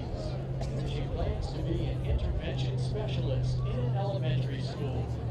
Her favorite campus tradition is Doodah Day. Today she's escorted by Mary Beth London, the Alpha Psi Delta house mom, and her mom away from home, and her best friend, Shelby Milheim. That's Marley Philippi. Next up is Grace Morton, representing Sigma Kappa. She's from Marlow, Ohio, and is a political science major with a minor in leadership studies. She plans to attend law school next fall. Her favorite campus tradition is late night breakfast, and she's escorted by her parents, Eve and Roy Morton. Grace Morton. Up next is Tyler Johnston, representing the Office of Community Living. He's from Granville, Ohio, and is a sport management major and a strategic communication minor. Tyler plans to secure a full-time position in the front office of a pro sports team. His favorite campus tradition is Doodah Day. Today he's escorted by his parents, Julie and Wes Johnston, and sisters Georgia and Lucy. That's Tyler Johnston. Up next is Jess Brown from softball. She's from Yorkville, Ohio. Jess is a marketing major with a coaching minor and a leadership certificate. She plans to attend graduate school for sport management. Her favorite campus tradition is Doodah Day. Today she's escorted by her parents, Vernon and Jennifer, and her sister Lillian. Jess Brown. Up next is Kyla Morris from the Garden Club. She comes from Barnesville, Ohio, and is an environmental science major with a minor in leadership. After graduation, she plans to attend graduate school to work in climate science. Her favorite campus tradition is Doodah Day. Escorted by Luann and Kevin, her parents. That's Kyla Morris.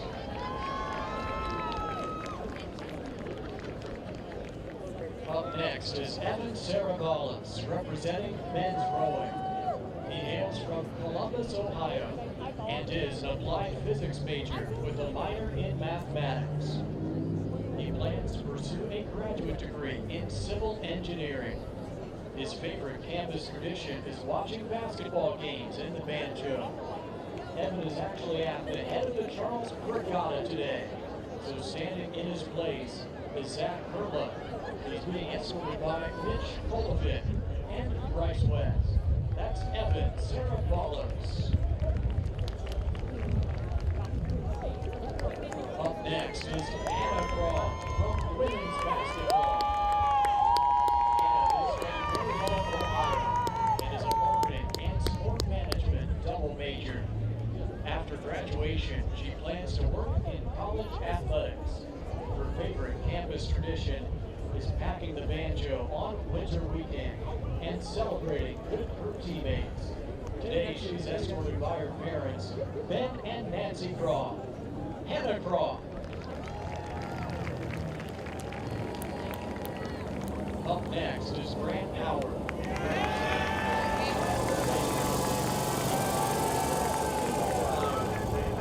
Information systems major with a minor in cybersecurity. After graduation, he plans to work as a developer for Google. His favorite campus tradition is Doodah Day. Today, he's escorted by Roger Patterson, the Alpha Tau Omega chapter advisor, as well as his parents, Travis and Stephanie. That's Grant Howard. Up next, Logan Osborne, representing Phi Omega. She hails from Wilmington, Ohio, and is an art major with minors in psychology and leadership studies. She plans to build a career in art to allow others the space to express themselves. Her favorite campus traditions are attending football games and the De-Stress with Dogs event. She's escorted by her mom, Alexa McCann, and sister Lindsay. That's Logan Osborne. And lastly, Katrina Dunsey, representing Katrina is from Sardinia, Ohio, and is an elementary and special education major. After graduation, she plans to be an elementary school teacher. Her favorite campus tradition is Greek Week. She's escorted by her parents, Kevin and Carla. That's Katrina Dunsey.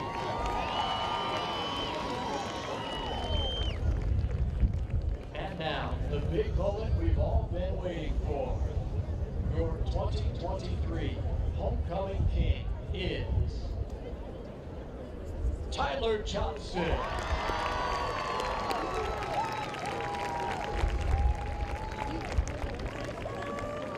And now, introducing your 2023 Homecoming Queen, Kennedy Couch.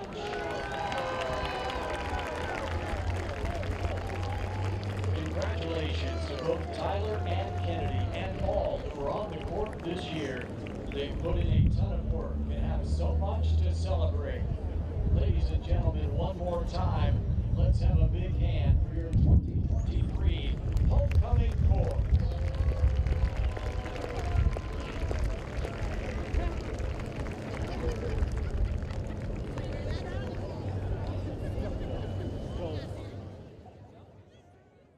The Corner Cafe in downtown Parkersburg, next to Matheny Motors, has you covered for every meal of the day. Open 7 a.m. to 7 p.m. 7 days a week. You can enjoy our full menu whenever you want. Burger for breakfast, omelet for dinner. You can have it at the Corner Cafe. Enjoy our dinner specials like meatloaf, baked steak, and open-faced roast beef sandwiches. Top off your meal with homemade desserts, including our wide selection of pies. We hope to see you soon at the Corner Cafe, 3rd and Ann Streets in downtown Parkersburg, next to Matheny Motors. It's game time, and One Community Federal Credit Union is here to help you tackle your financial goals. With our convenient and secure electronic banking and mobile services, we're taking our customer service experience to the next level. Plus, our CD rates are some of the best around, so you get more bang for your buck. When you need a loan, One Community can get you a great rate and a fast decision made locally. It all adds up to us being the Mid-Ohio Valley's winning team. One Community Federal Credit Union. Online at onecommunityfcu.org. I was out doing this one day, then this happened. Not cool. So I went to Murray's. Talked to Dennis. He rocks. Like, he literally rocks. They got me fixed up super fast, hassle-free. It was awesome. That's why I keep going back. When glass breaks, call Murray's. Murray's will replace damaged insulated residential glass and a 10-year guarantee on seals from the manufacturer. Replacement units are made right here in the USA. Murray's, your trusted source for replacement glass for 75 years.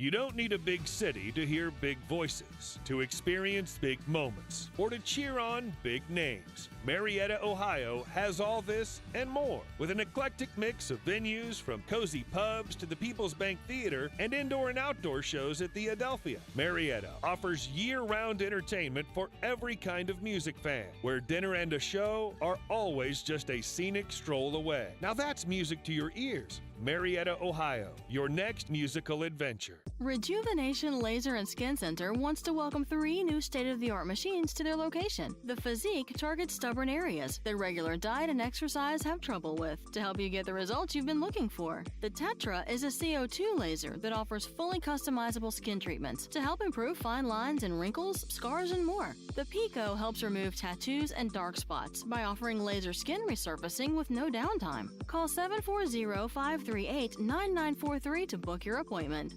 Military veterans who have served their country honorably cannot be thanked enough. Part of that appreciation comes from some of the benefits that we can provide here at the Washington County Veterans Service Office. From help filing your VA compensation claims to temporary financial assistance, even transportation to your VA medical appointments, the Veterans Service Commission is here to help you. So if you or your immediate family member is an honorably discharged veteran in Washington County, call today or stop by our office and find out how we can provide the thanks of a grateful nation. WVU Medicine Camden Clark's pediatric team is here to help you turn belly aches into belly laughs. Now accepting pediatric patients at our new location in South Parkersburg. It's big care for small patients. And that's the power of WVU Medicine. WVU Medicine Camden Clark's pediatric team is here to help you turn tears into playground cheers. Now accepting pediatric patients at our new location in South Parkersburg. It's big care for small patients, and that's the power of WVU Medicine. It's spooky season, so I'm getting my costume ready. But you don't have to be afraid of slow internet speeds or high prices with internet from CAS Cable. Right now, new customers can buy 1 month of internet service from CAS Cable and get a second month free. This is one deal you can count on.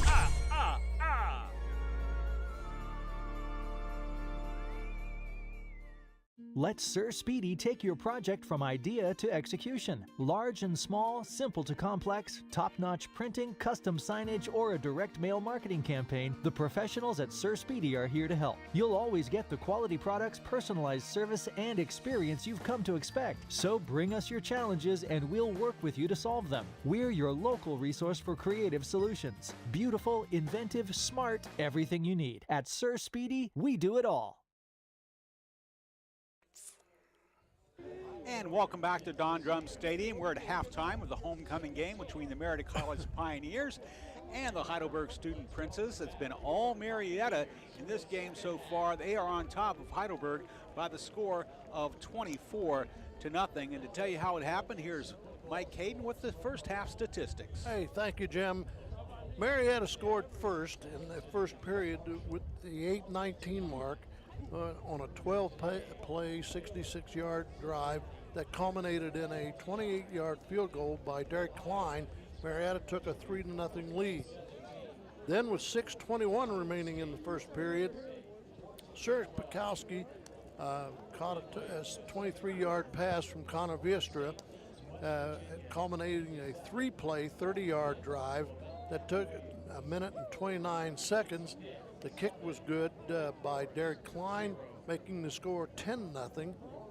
And then in the second period, at the 6-minute mark, Marietta's Witzberger culminated a 13-play, 83-yard drive with a 2-yard pass from Connor Viestra, and the kick was good, making the score 17-0. And then with 1 minute remaining in the first half, Marietta scored again on a 5-yard pass from Connor Viestra to Dree Baldwin, has culminated a 7-play, 73-yard drive that took a minute and 59 seconds. And that's our score at half here, 24-0. Taking a look at the other statistics, first downs, Heidelberg has 5, Marietta has 12. Rushing yards, Heidelberg has 9 rushes for 4 yards, Marietta 15 for 28. That's a telling stat right there. Oh, my goodness gracious, yes. And well, actually, both teams have done a good job against the run. Yeah. You know, and it's been mostly a passing game. Heidelberg has 64 yards passing.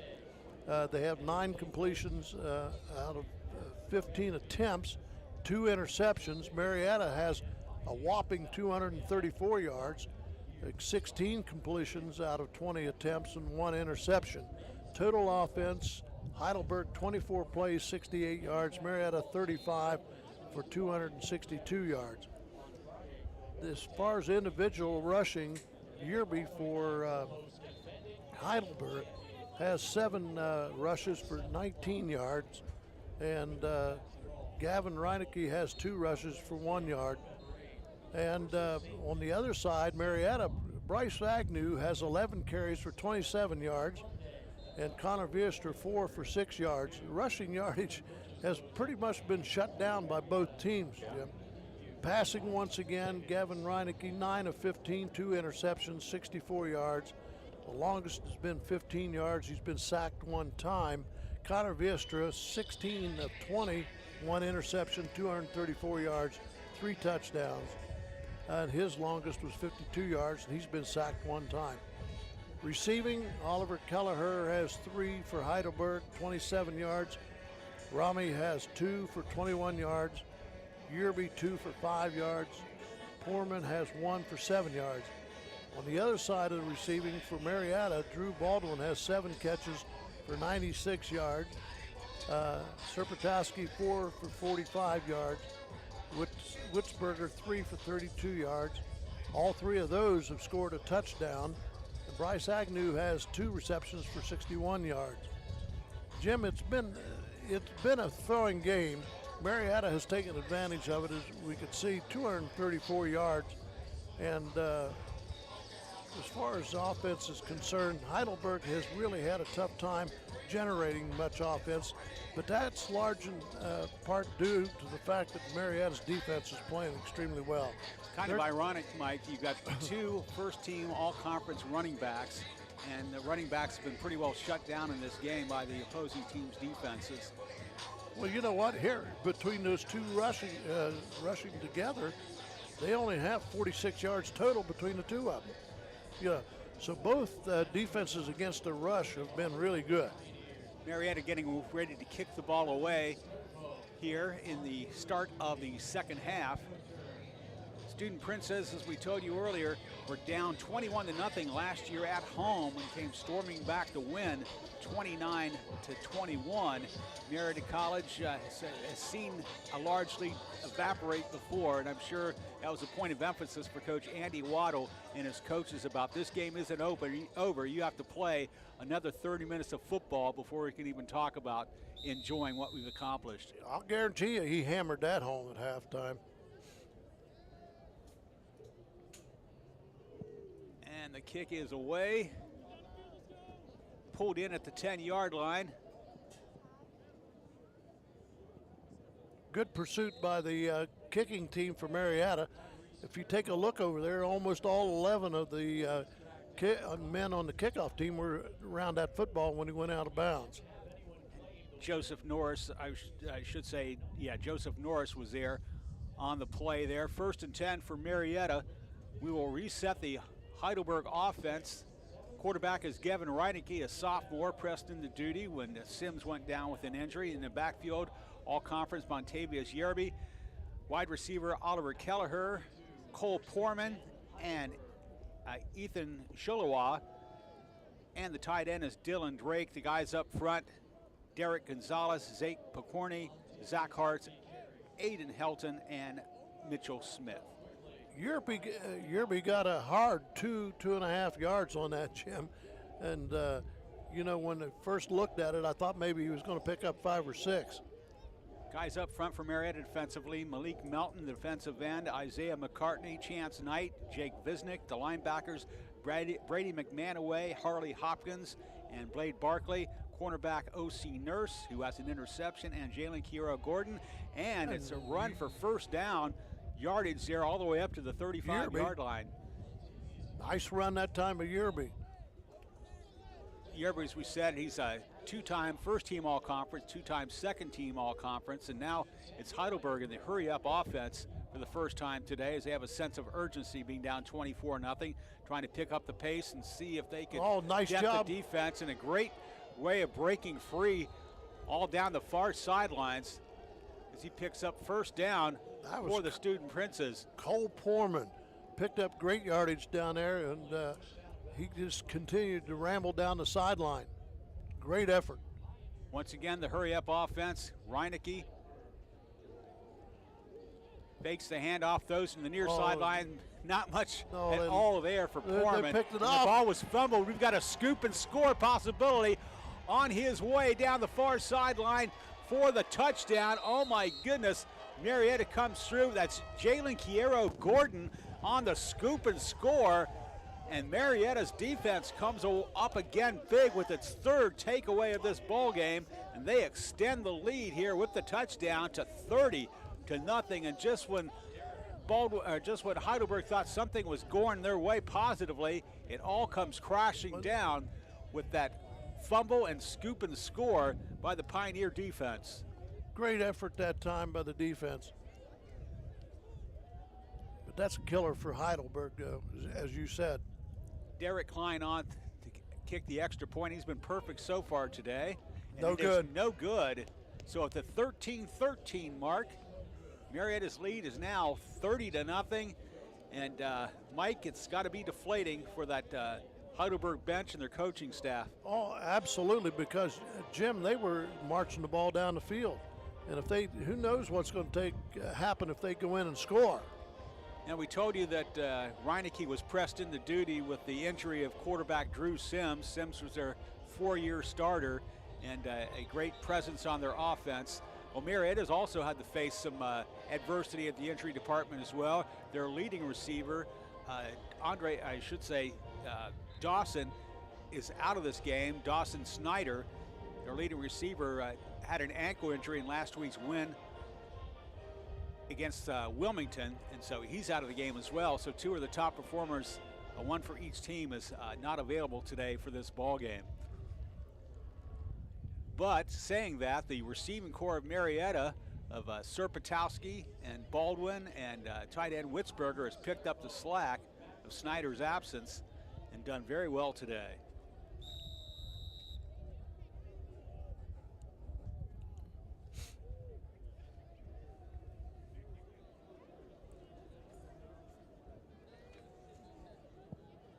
Kick is away. Pulled in at the 3-yard line by Yearby. And he'll get stood up and brought down at about the 25-yard line, 1st and 10 for the Student Princes. Jim, on that touchdown, instead of a fumble, they're calling it an interception. Must have grabbed it out of the receiver's hands and took off downfield. That was Poorman on the reception. And now they have turned on the lights here at Don Drum Stadium because the clouds have come over, and I believe rain is on the way. And I think our cameraman will tell you the rain's already here. But we're high and dry at a glass enclosed press box, so we're not worried too much. I hope not. Heidelberg has two receivers at the bottom of the screen, one on top. And Reinecke looking to throw to his right. Hits his fullback, and he gets pushed out of bounds at about the 42-yard line. Nice job there. Good pickup.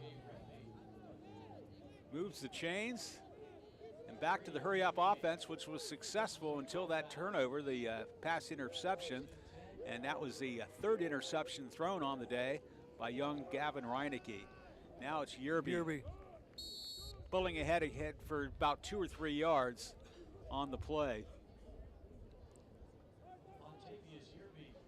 We've got a scoring update. West Virginia University taking on Oklahoma State, and the Mountaineers find themselves down 10-7 early in this ball game. Earlier, the Ohio State Buckeyes won a battle of unbeatens against Penn State, winning it 20-12. The ball was tipped too high for the intended receiver and out of bounds, incomplete. So big win for the Buckeyes, and the Mountaineers trying to bounce back after that gut punch loss a week, 10 days ago at the hands of Houston. Third down now. Pioneers trying to get another 3 and out to their credit. You know, here now they've slowed down Heidelberg getting the play in, and like you said, they've been in a hurry-up type offense, and they've been doing well. You know, be interesting to see what happens. Reinecke throwing to the sidelines, has a man open in the middle or down the near sidelines, and he'll pick up the first down. That was Matthew Drudel. They're picking up the first down yardage and moving the change. He did a nice job of running that route. It was a deep out cut, and the ball was well thrown. It's Matthew Dirtle. He's substitution in, and he paid off as he picks up the first down, and a good pickup.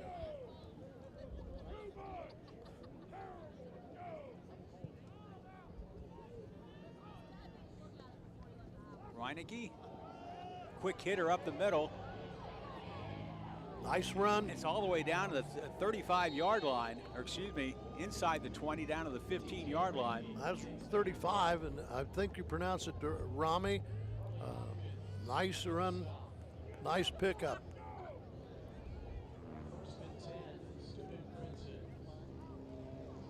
Same play. Same play, not as good as result as they had hoped before. They'll pick up 2 yards on the play. That'll bring up 2nd and 10. The ball's at the 12-yard line. I just heard the PA announcer, they call him Ramey, so I mispronounced that. Apologize to the young man. Reinecke with man behind him, looking over to the sideline. Yerby.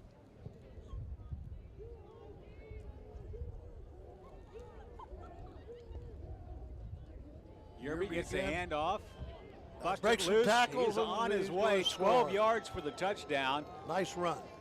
Montavia Yerby with the touchdown run, showing the form that made him an all-conference running back last year.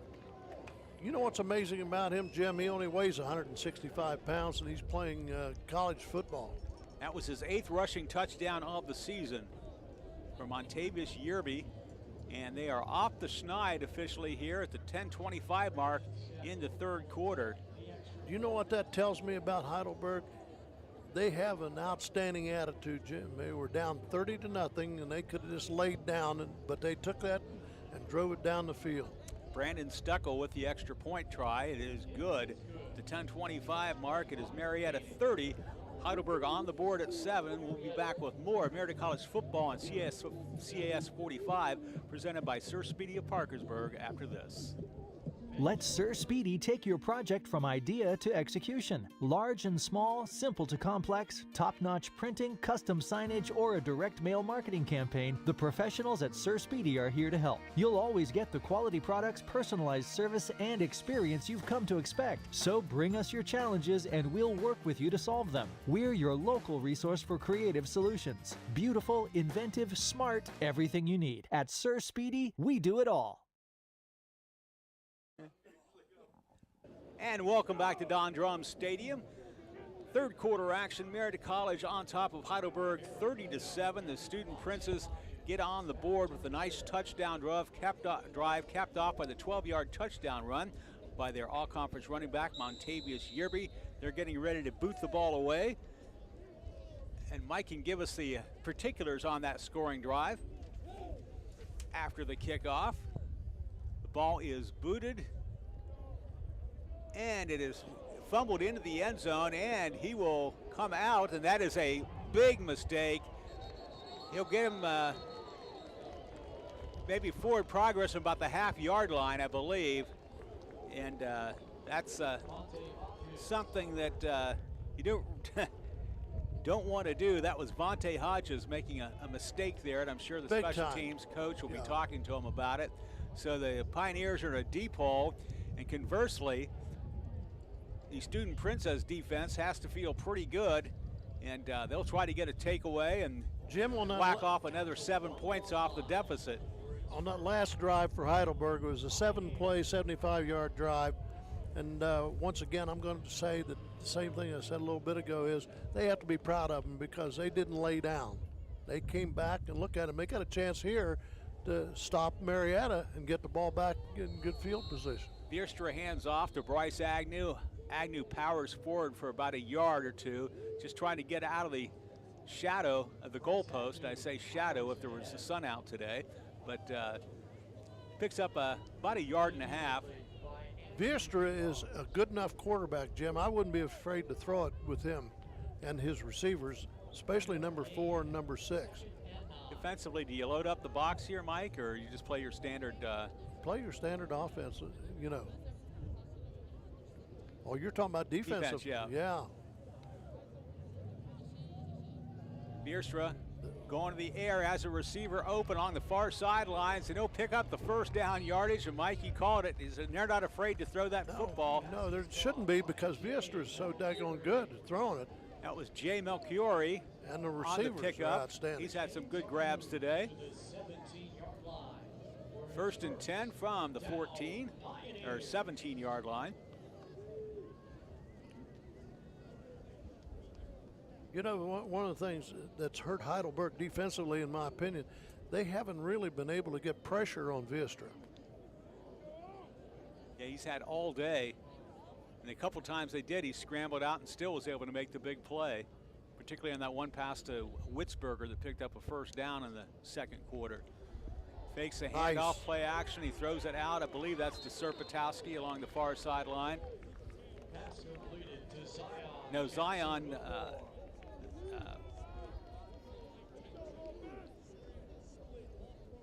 He goes out of bounds at the 30, where it's a first down. Pioneers first down at the 30-yard line. That was Wilborn with the pickup there.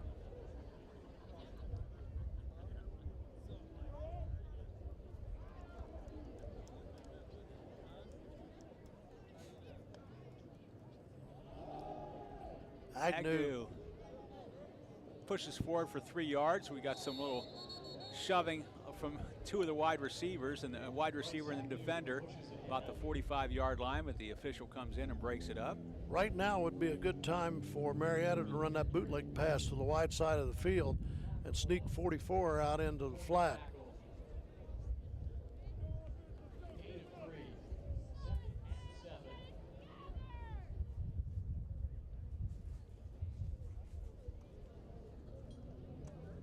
Pioneers in no big hurry to get the play off. The play clock's down at 10 seconds. You got 2 receivers on the top of your screen, Jay Melchiori on the bottom of the screen. Quarterback keeper. We got a flag on the play. I think that might be offsides or motion. We will have to wait and see. Because the flag came immediately after the ball was snapped. Rich Fisher is your referee.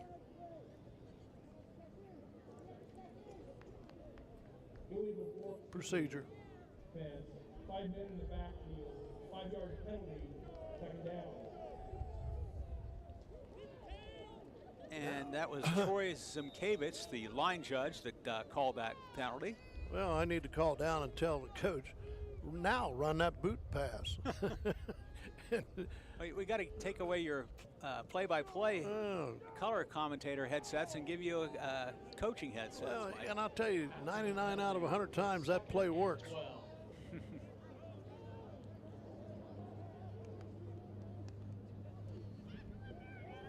Bierstra throws one, well covered on the play, incomplete.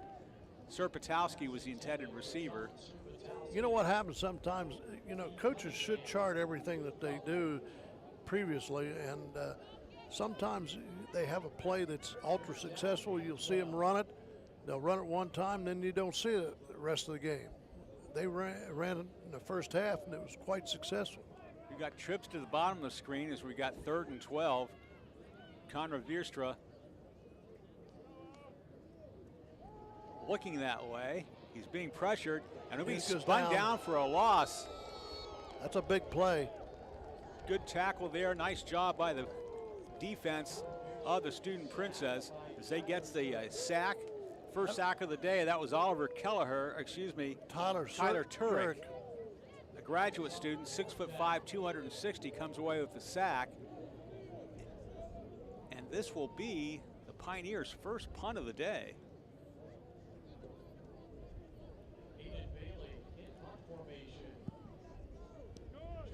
It's a high punt, and the ball is fumbled. Marietta's trying to get on it. I think Marietta got it. We'll have to wait and see as they get off the pile. Ball's right at about the 40-yard line. Marietta comes up with the football. A great play, another takeaway for the Pioneers, and that was Anthony Sabatino, I believe, on that with the takeaway. That was one of those situations where you have the receiver back there signaling for fair catch and then running forward. And what happens when you do that? You lose sight of the ball, and that's exactly what happened to him. He's bouncing around trying to get to it. So Marietta will get the ball 1st and 10 at the 40-yard line. Here's a replay, Mike. You can take a look at him. He had to run forward.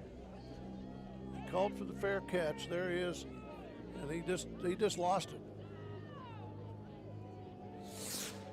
And underneath the pile, Pioneer came out with it, and Marietta has their 3rd takeaway of the game. Vierster trying to cash it in. Oh, he gets hit from behind. The ball's on the turf. There's a scramble for the ball, and the Student Princes are on it. So 1 takeaway is followed by another takeaway, and the Student Princes come away with that football. Nice job of getting the rush. I didn't catch the number, Jim, but the defender on the backside did a good job. He just kept coming at him, and he didn't see him. That was Kane Mears, the 5'11 junior, came away with the football after the ball was jarred loose. Did the referee just warn them for sideline warning? If it is, that's the 2nd one. Didn't catch. Looked like it. Of course, at my advanced age, I see a lot of things. Well, if it was a sideline warning, it would have been the other side. It would have been Heidelberg's sideline, because you're correct, you only get 1 a game. Yep.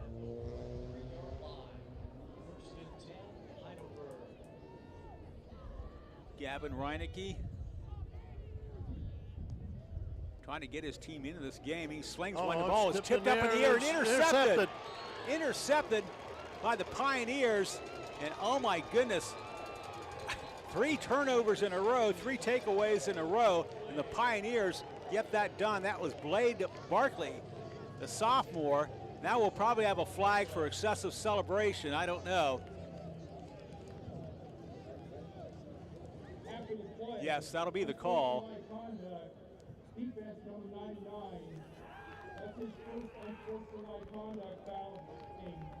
So a little excessive celebration by a Marietta lineman, but the play will stand and Marietta will get the ball back.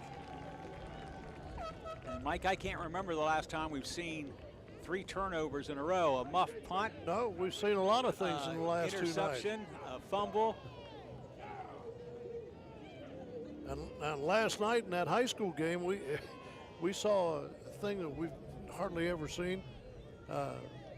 Warren takes the ball and drives it for the total quarter except for 16 seconds. Held the ball and scored. That was I've never seen that. Quick quarter and a quick game, less than 2.5 hours. So I don't move the ball. It was a dead ball foul, so it'll be 1st and 25 for Marietta. No, it's 1st and 10. No, you're right. I saw something that at the far sideline I thought was a chain. I have to get these peepers checked, Mike. I know what you're looking at. It's a player on Heidelberg sideline. It's got an orange. Actually, it's for warming your hands. Got it down around his waist. I know exactly what you were looking at. So pickup of 6 yards.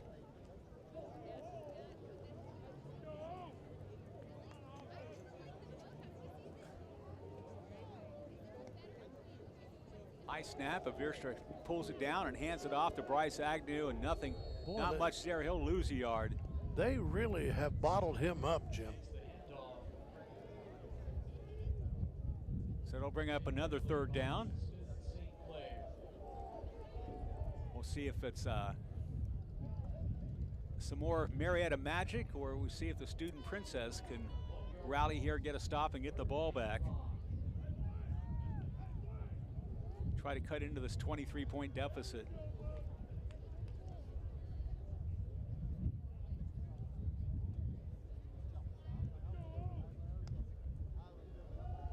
Bierstruck going deep. Ball is nearly intercepted, incomplete. Gonna bring up fourth down. The ball's at the 46-yard line. The defender is slow getting up, but I think he's more frustrated than anything else. Had it well covered. But he is on his feet. Fourth down.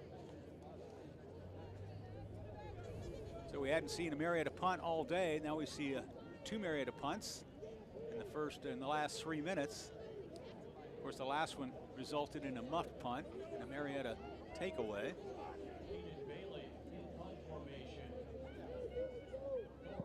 Bailey punts it away. Turek pulls it in this time, and he'll get swarmed under at about the 22, 23-yard line. Good coverage by the special teams from Marietta. Got to hand it to him, though. He kept his eye on the ball, Jim. He was the one who fumbled the last punt. The game started out nice sunshine and blue skies and occasional clouds, and now the clouds have moved in, and it's a gray October day here at Don Drum Stadium, but hasn't brightened the resolves of the fans. We see umbrellas down there from the Pioneer faithful, umbrellas and ponchos, enjoying this homecoming game celebration for the Pioneers.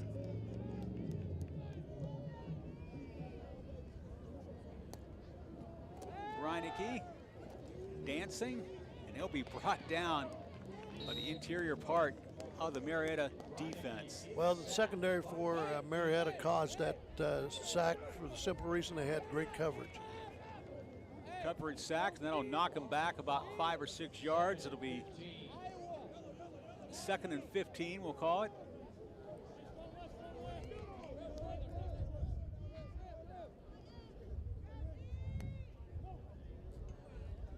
Pioneers will be back home in 2 weeks, taking on their arch rivals Muskingum, their traditional closing game.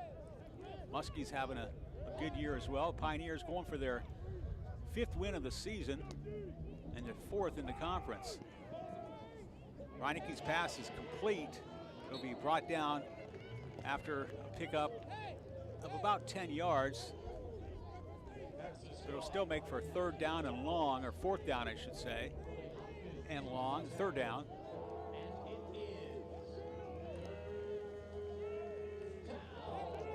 You know, I do not personally like the way these signals are being put in by most of these coaches anymore. I think it has to really slow our offense down. Looking for the messenger guards. Nice. Once again, the quarterback is flushed, and he is brought down. A great stop there by the Marietta defense, their 2nd sack of this series. And once again, that is a great sack by Holden Daly, just a sophomore. The linebacker comes through and gets the job done. They should get good field position out of this. If I was Marietta, I'd go after this, Jim. I'd really put the pressure on the punter.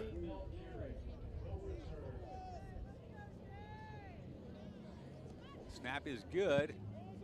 Punt is away. It's a high one. It's going to hit out of bounds. Well, it's going to be way up the walking line. it back to the 35.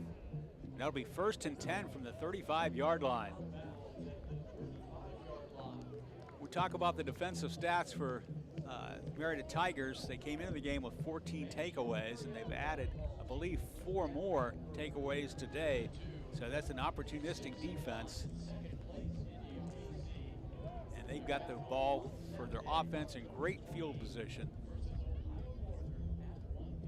Offense for the Pioneers was clicking in the first half, and it's kind of sputtered here in the second half, with the only scoring coming on a defensive touchdown.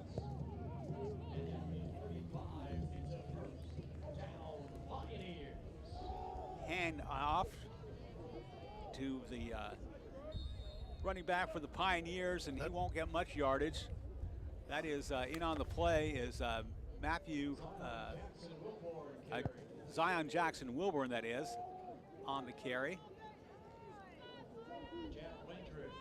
giving Bryce Agnew a breather.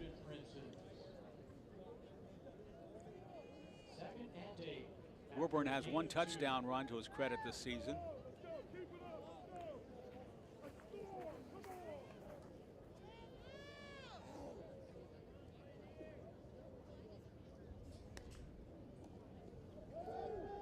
Throws a pass to the Witzberger along the far sideline. Witzberger getting close to first down yardage. I believe he'll be just about a yard short, or a half yard short. Going to bring up a great third down situation for the Pioneers. Pioneers lined up on the ball real quick. They must have called 2 plays prior to this. It's the first time they've run the hurry up mode. Now they back out. Yeah. We've got Witzberger along the sideline, teamed up with Serpatowski, and he comes back and set behind the line. Wilburn up the middle, nice burst of speed, getting it close to the 20-yard line, and that'll pick up first down yardage just outside of the red zone. He's just a sophomore. He's been a stablemate for Bryce Agnew, giving him a spell. Last play of the third quarter coming up if they get it off, and they will not. And the clock runs out on the third quarter. Marietta leads at 30-7. You're watching Pioneer football on CAS 45, presented by Sir Speedy of Parkersburg. Back with fourth quarter action after this. Your water should always be great tasting and worry-free. With Culligan's smart modern systems, you get superior water with a difference you can taste, feel, and see in every drop. Our Culligan Connect app keeps you informed about the quality of your water and how much you're using. That's smart water. That's Culligan water. Call 304-699-4138 or visit CulliganMOV.com. I sincerely hope you never need my services, because my firm represents people that have been seriously hurt in automobile accidents. I'm Jim Staley, and I've seen the devastating effects that those accidents can have, not only on those who are injured, but also on those who are at fault. Don't drive distracted. Put down the phone. It can wait until you get where you're going. Staley Law and Mediation, advocating for victims of serious personal injury. And welcome back to Don Drum Stadium. We're coming up on the 5 o'clock hour. The game's about 2 hours old, and the Pioneers enjoy a 30-7 advantage in this ball game. They've got the ball, they got good field position, they got 1st and 10, and everything's going their way. And Mike, check out some of the statistics we've got after 3 quarters, particularly interested in the passing and the receiving stats for Marietta College. Okay, let's take a look at Connor Viestra. He now has completed 19 of 25 for 269 yards and 3 touchdowns. And, he hit 234 going into this second half. That was Wilburn on first down, picking up about 2 yards. Go ahead, Mike. And Gavin Reinecke for Heidelberg's 13 of 22 with 4 interceptions, 136 yards, Jim. So 4 interceptions. That adds to Marietta's totals of takeaways this season. That's their 14th interception of the season they've had today. They've added to their total to make it 14 now, to bring up 2nd and 7 from the 18.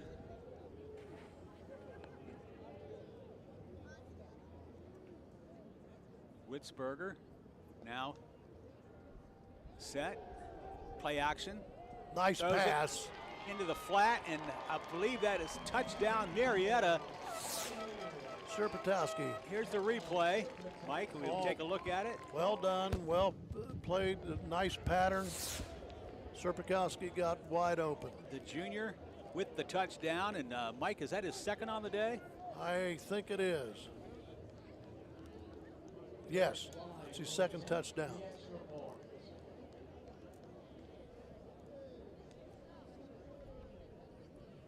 Derek Klein. This time he boots it through. And at the 14-minute mark, Marietta extends its lead to 37-7 over Heidelberg. Mike, both teams came in with identical records, 4-2, overall 3-2 in the conference, and both had lost to the top two teams in the conference, Mount Union and John Carroll, and but Marietta has shown I think they're definitely dominance. Yeah, they're definitely in the class with those two, and you know, they played both of them well, even though they lost. So I think they're going to be firmly entrenched in third place after this ball game.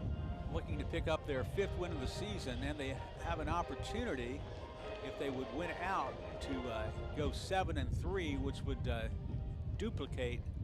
I should say, if they win out, they could go 8-3. 8-2. 8-2, and of course their best seasons so far in the 11 years of Coach Andy Waddle, 7-3. So this has an opportunity, if things go their way, to be a very special season for the Pioneers. Ball's pulled in at the 5-yard line. There's a hole. Running room up the middle. And finally, the Pioneers close ranks and bring them down to 31-yard line. Good pickup on first down. Or I should say on the kickoff return. So now if you're Heidelberg, going to take a minor miracle, a Music City miracle, so to speak. You're down 30 points with 13 minutes and 52 seconds to go. At this point, you don't concern yourself with the clock or what's down the road. You just look at this series, one series, and take it how it comes, Mike. I think their coaching staff, even though they know they're getting beat, they're going to be proud of these youngsters because they keep fighting. They haven't quit. Quarterback, keeper, nice fake handoff, and he'll pick up 2 yards. Gavin Reinecke. Marietta's defense, Jim, has played extremely well in this ball game.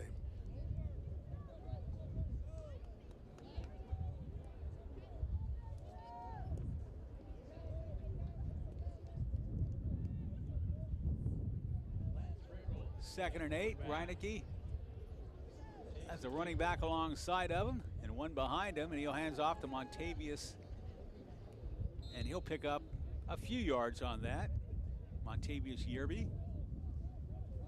I'll tell you, both defenses have taken the two of the leading rushers in the conference and pretty much kept them in check, both of them.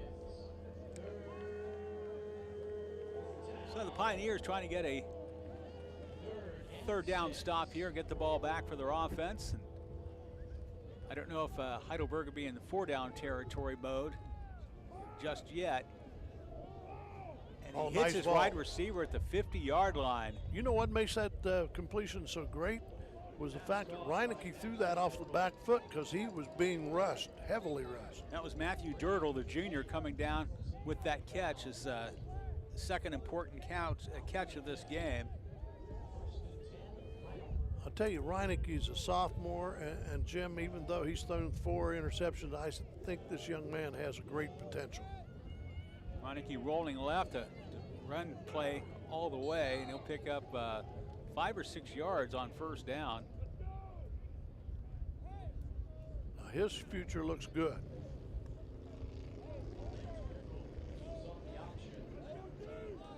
From the I formation, I guess you'd call it. Shotgun with the guy dotting the shotgun, or is that the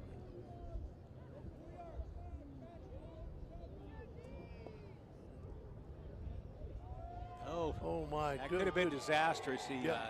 He thought about pulling it back out, but he didn't, and it's a good thing he did, but Yerby gets mashed. One of the things that Marietta was in there so quick, they almost got the handoff. Yeah. Another third down situation. Last time he picked up with a nice pass play along the far sidelines to Dirtle.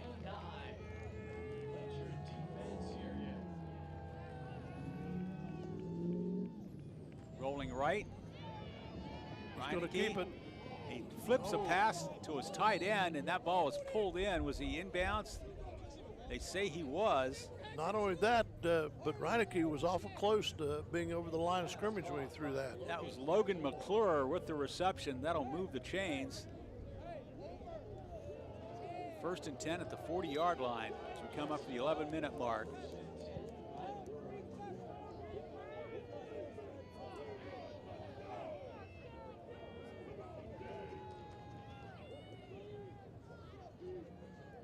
Trips to the bottom of the screen. Hand off nice up hold. the middle to Yerby. Yerby across the 30 down to the 25. Good pickup of 15 yards on 1st down. It seems as if the that puts Yerby up about 60 yards rushing in this ball game, Jim. It seems as if the Heidelberg offense is starting to get a little bit of momentum and getting back in sync. They seem to be out of sync most of this ball game. Nice pass, nice route. Short, quick passes are paying off for the student princes. That was Oliver Kelleher, the graduate student. It'll be a pickup of, looks to be about 6 yards. 2nd and 4 from the 21.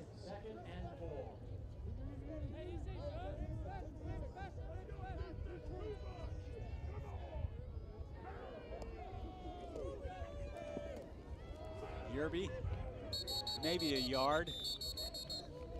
They were waiting for that one. We'll call it 3rd and a long 3.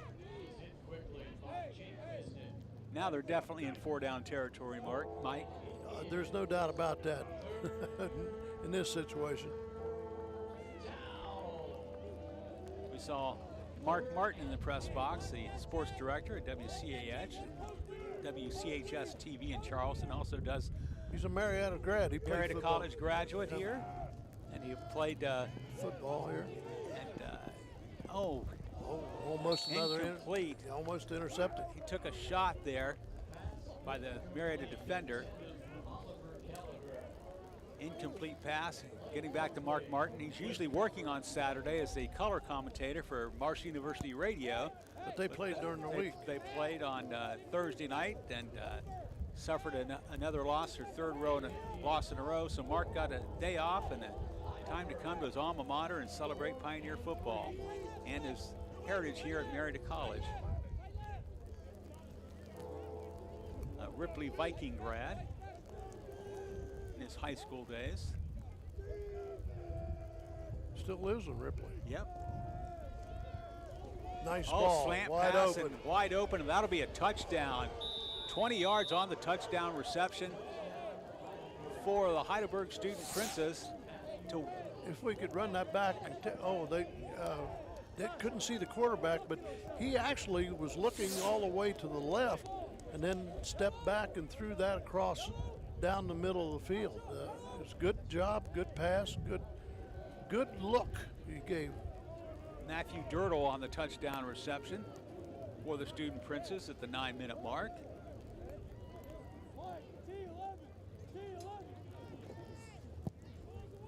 The extra point is up and good. The 9-minute mark, Marietta's lead is now down to 37-14. You're watching Marietta College football on CAS 45, presented by Sir Speedy Printing of Parkersburg. Back with more after this. Natural healing through massage therapy is at your fingertips. Ingles Natural Healing and Massage in Marietta can help you relax, rebalance, and rejuvenate through traditional massage and reflexology. Plus at Ingles, when you book an hour-long session, you get a full hour on the table. Gift certificates are available, and a large selection of aromatherapy items are in stock. Come find out why we have so many 5-star reviews and Reader's Choice Awards. Call today or book online. Ingles Natural Healing and Massage, 121 Green Street in Marietta. Welcome back to Don Drum Stadium. 9 minutes to go here in the 4th quarter. Homecoming 2023 at Marietta College. The Pioneers are giving their fans something to celebrate. They lead at 37-14. Heidelberg got off the mat after being down 30-0. They now have scored a couple of touchdowns in this second half to get themselves on the board and giving them a slight chance. You know what, I'm super impressed with Heidelberg's players because they keep on plugging away no matter what the score is, and that's impressive. Now it's an onside kick, and Marietta pulls it in. They've got the good hands team, and they get the great pickup there by the Pioneers as they get the ball back, and they'll have it in great field position. And I believe that was Logan Ratcliffe, the junior. They did have the hands team because Ratcliffe is a backup quarterback, so he was there. He's got good hands. The Pioneers will have the ball 1st and 10. Jim, the ball will be at the 49-yard line. That last drive by Heidelberg was 11-play, 69-yard drive that took a total of 5 minutes off the clock and wound up with a touchdown, a 20-yard pass. From Reinecke to Dirtle. Yeah, to Dirtle. What is Reinecke's stats now? Okay, Reinecke is 13 of 22, 4 interceptions, 136 yards. And a touchdown. And a touchdown. And you know what? They don't have a touchdown on that stat sheet. So that was a short pickup on 1st down for the Pioneers. It'll be 2nd and 9.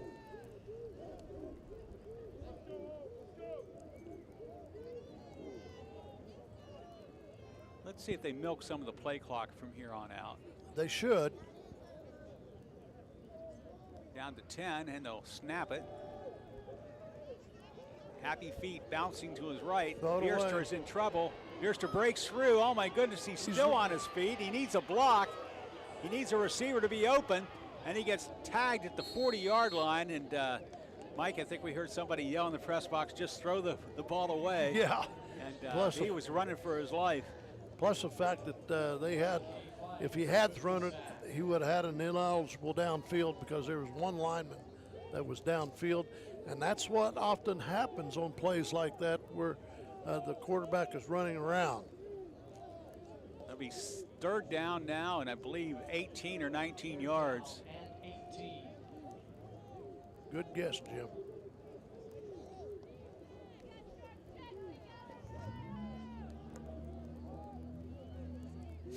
Pioneers have trips to the top of the screen, another receiver in the bottom. Bierster looking, he throws it across the middle, and a sliding grab is made by Serpatowski. He'll be shy of the 1st down. By 2 yards. About 2 yards. And it looks as if Marietta's saying, we're going for it. We don't see the punting team coming in. Coach Andy Waddle has confidence in his offense to pick up 2 downs, 2 yards on 1st down. Drew Witzberger, the tight end, comes in for this play.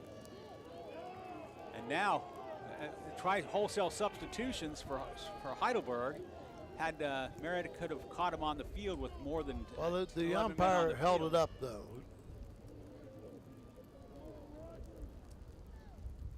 Maybe he's just trying to hard count. I don't think they'll go for it.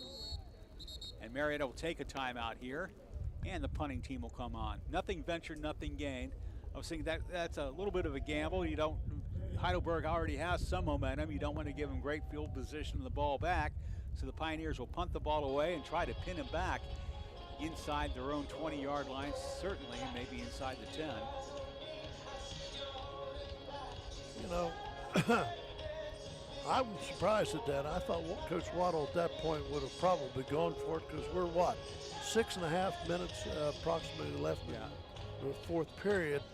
And, you know, he could have conceivably there got the 1st down, and if he got that 1st down, he had a good chance of running that clock out. We take a look at the Marietta cheerleaders and dance team having a good time in the rain as we see clouds certainly in the sky, and we see umbrellas and ponchos much in evidence today. It started out as a beautiful day. That's the autumn in the Mid-Ohio Valley. You never know what you're going to have next. Could be sunshine one moment, rain the next, and snow that night. You never know. We've always had a saying here in the Mid-Ohio Valley, if you don't like the weather, wait 24 hours, it'll change. Indeed. Well, they're going for it on 4th down. Agnew will be short of the 1st down yardage.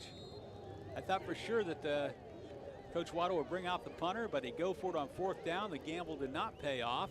And that'll give the ball back to the Student Princess as they hold on 3rd down. You know what I'm disappointed in, Jim, is I keep calling for that boot pass. Remember, they threw it very successfully one time in the first half, and we haven't seen it since. Marietta came into this game with a 27% conversion rate on 4th down, and they were not able to pick it up here today.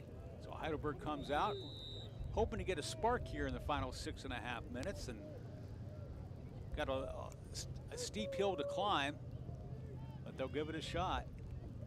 Reinecke rolling left, a complete run play, and he gets spun down and he breaks free, but he gets the best that he can get and picks up, he'll still lose, but he picks up about 3 more yards than he would have got if he'd have been sacked down inside the 35-yard line. So the Pioneer defense pinned the ears back and coming at that young quarterback, seeing if they can rattle him.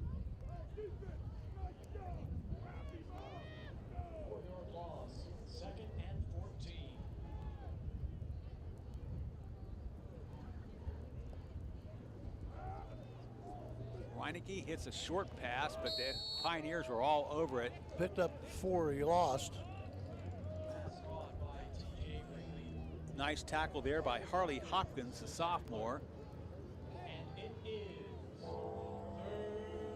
Hopkins, a really team-leading tackler, coming in with 54 tackles, 8 tackles for a loss with 3 sacks, and he has a interception, a fumble recovery, and a forced fumble. So this young man's making quite an impression here, starting as a sophomore for the Pioneers. 3rd down now and 10 to go. The Student Princes. Reinecke rolling right. He dumps the pass up to Montavious Yerby, and Yerby picks up the 1st down yarder. There was a defender on Yerby, but he broke off him and came at the quarterback because he thought the quarterback was going to run it before the quarterback got to the line of scrimmage, though. He just floated a little pass there. With just nice touch pass. Yep, and Yerby pulls it in and picks up the 1st down yardage, 1st and 10. Ball's on the 31-yard line, 32-yard line. Yerby now. Defender misses him. Yerby still on his feet. He'll finally get brought down about the 27-yard line. So it'll be a pickup of 5 yards. We'll call it 2nd and 5. Now coming down to the 4th minute, 30-second mark.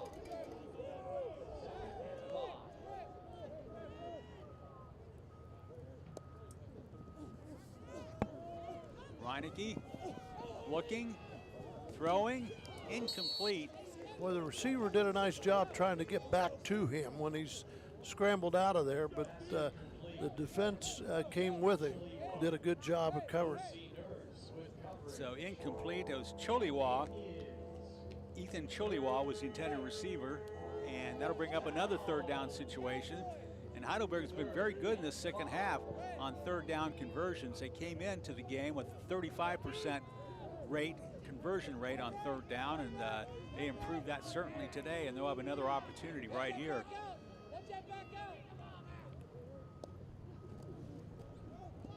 Hand off to Yerby.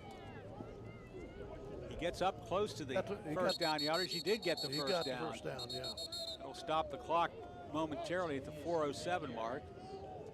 The last 2 runs by Yerby has put him over 70 yards rushing. After a real slow start in the 1st half, he's picked up here in the 2nd half. He was averaging close to 100 yards a game coming into this. Nice pass, nice catch, nice run after the catch. Under 4 minutes to go now.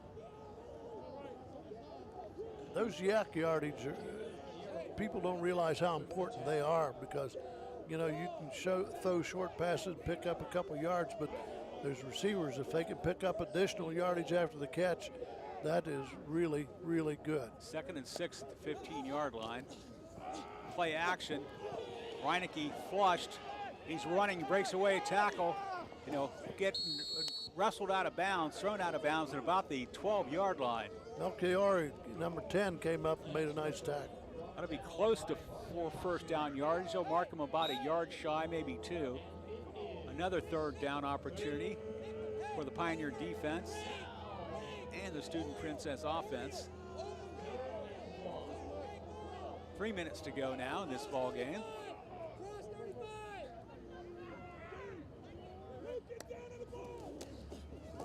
Dancing is Yerby across the 10, and he'll pick up the first down yardage. That'll stop the clock so they can move the chains. And that'll be first and goal from the 8-yard line. Hopkins in on the tackle for the Pioneers. First and goal, Heidelberg from the 8.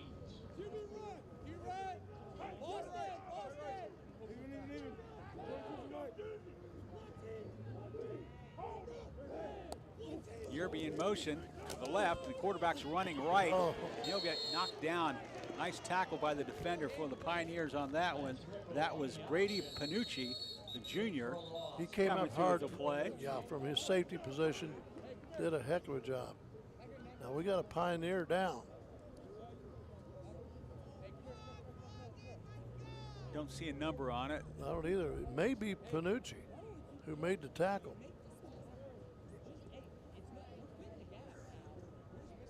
And while they take a timeout to tend to the injured player, we'll take a timeout. We'll be back with more of Marietta College football on CAS 45 presented by Sir Speedy of Parkersburg after this. Chilly weather's here, so it's time to call Morrison Incorporated today and schedule your fall furnace check and tune-up. Still, for just $90, we'll test, clean, and adjust your home's heating system so it's safe and ready to keep you warm this winter. We're not looking for problems, we're looking to prevent them. Call 373-5869 or book your appointment online at morrisonhvac.com. Morrison Incorporated, always ready. With Bryant, whatever it takes. Restrictions apply. What Exit does for you. What Exit does for you. What Exit does for you. What Exit does for you. What Exit does for you. What Exit does for you, our sellers, is offer you a top-notch marketing package, your own commercial, 3D virtual tour, and website, just to name a few. You don't need to look any further to get your property sold. We at Exit Riverbend Realty are so grateful that you've entrusted us with all of your real estate needs. We do appreciate it. Don't forget we have 2 offices, one at each end of the bridge. See you soon. Welcome back to Marietta College football. That was Malik Melton with the injury. He's on his feet and he's okay. And thrown to the fade route to the end zone. The pass is incomplete. That'll stop the clock at the 2-minute mark. And while we're at it, let's look at the schedule for both teams remaining. After today, the Pioneers are headed to Ohio Northern, then another road trip to Capital, and actually in 3 weeks we'll be back here for the season capper against the Mighty Muskies of Muskingum College, or University that is. Marietta's traditional rivalry. Pioneers looking to run the table, and a good start today against Heidelberg. 3rd down. Yearwood. That was Reinecke. Reinecke, nice fake to Yearwood. And 3rd down, they coming up 3rd and goal, so they're pulled down at about the 8-yard line, or excuse me, down at the fourth down now at the 13-yard line.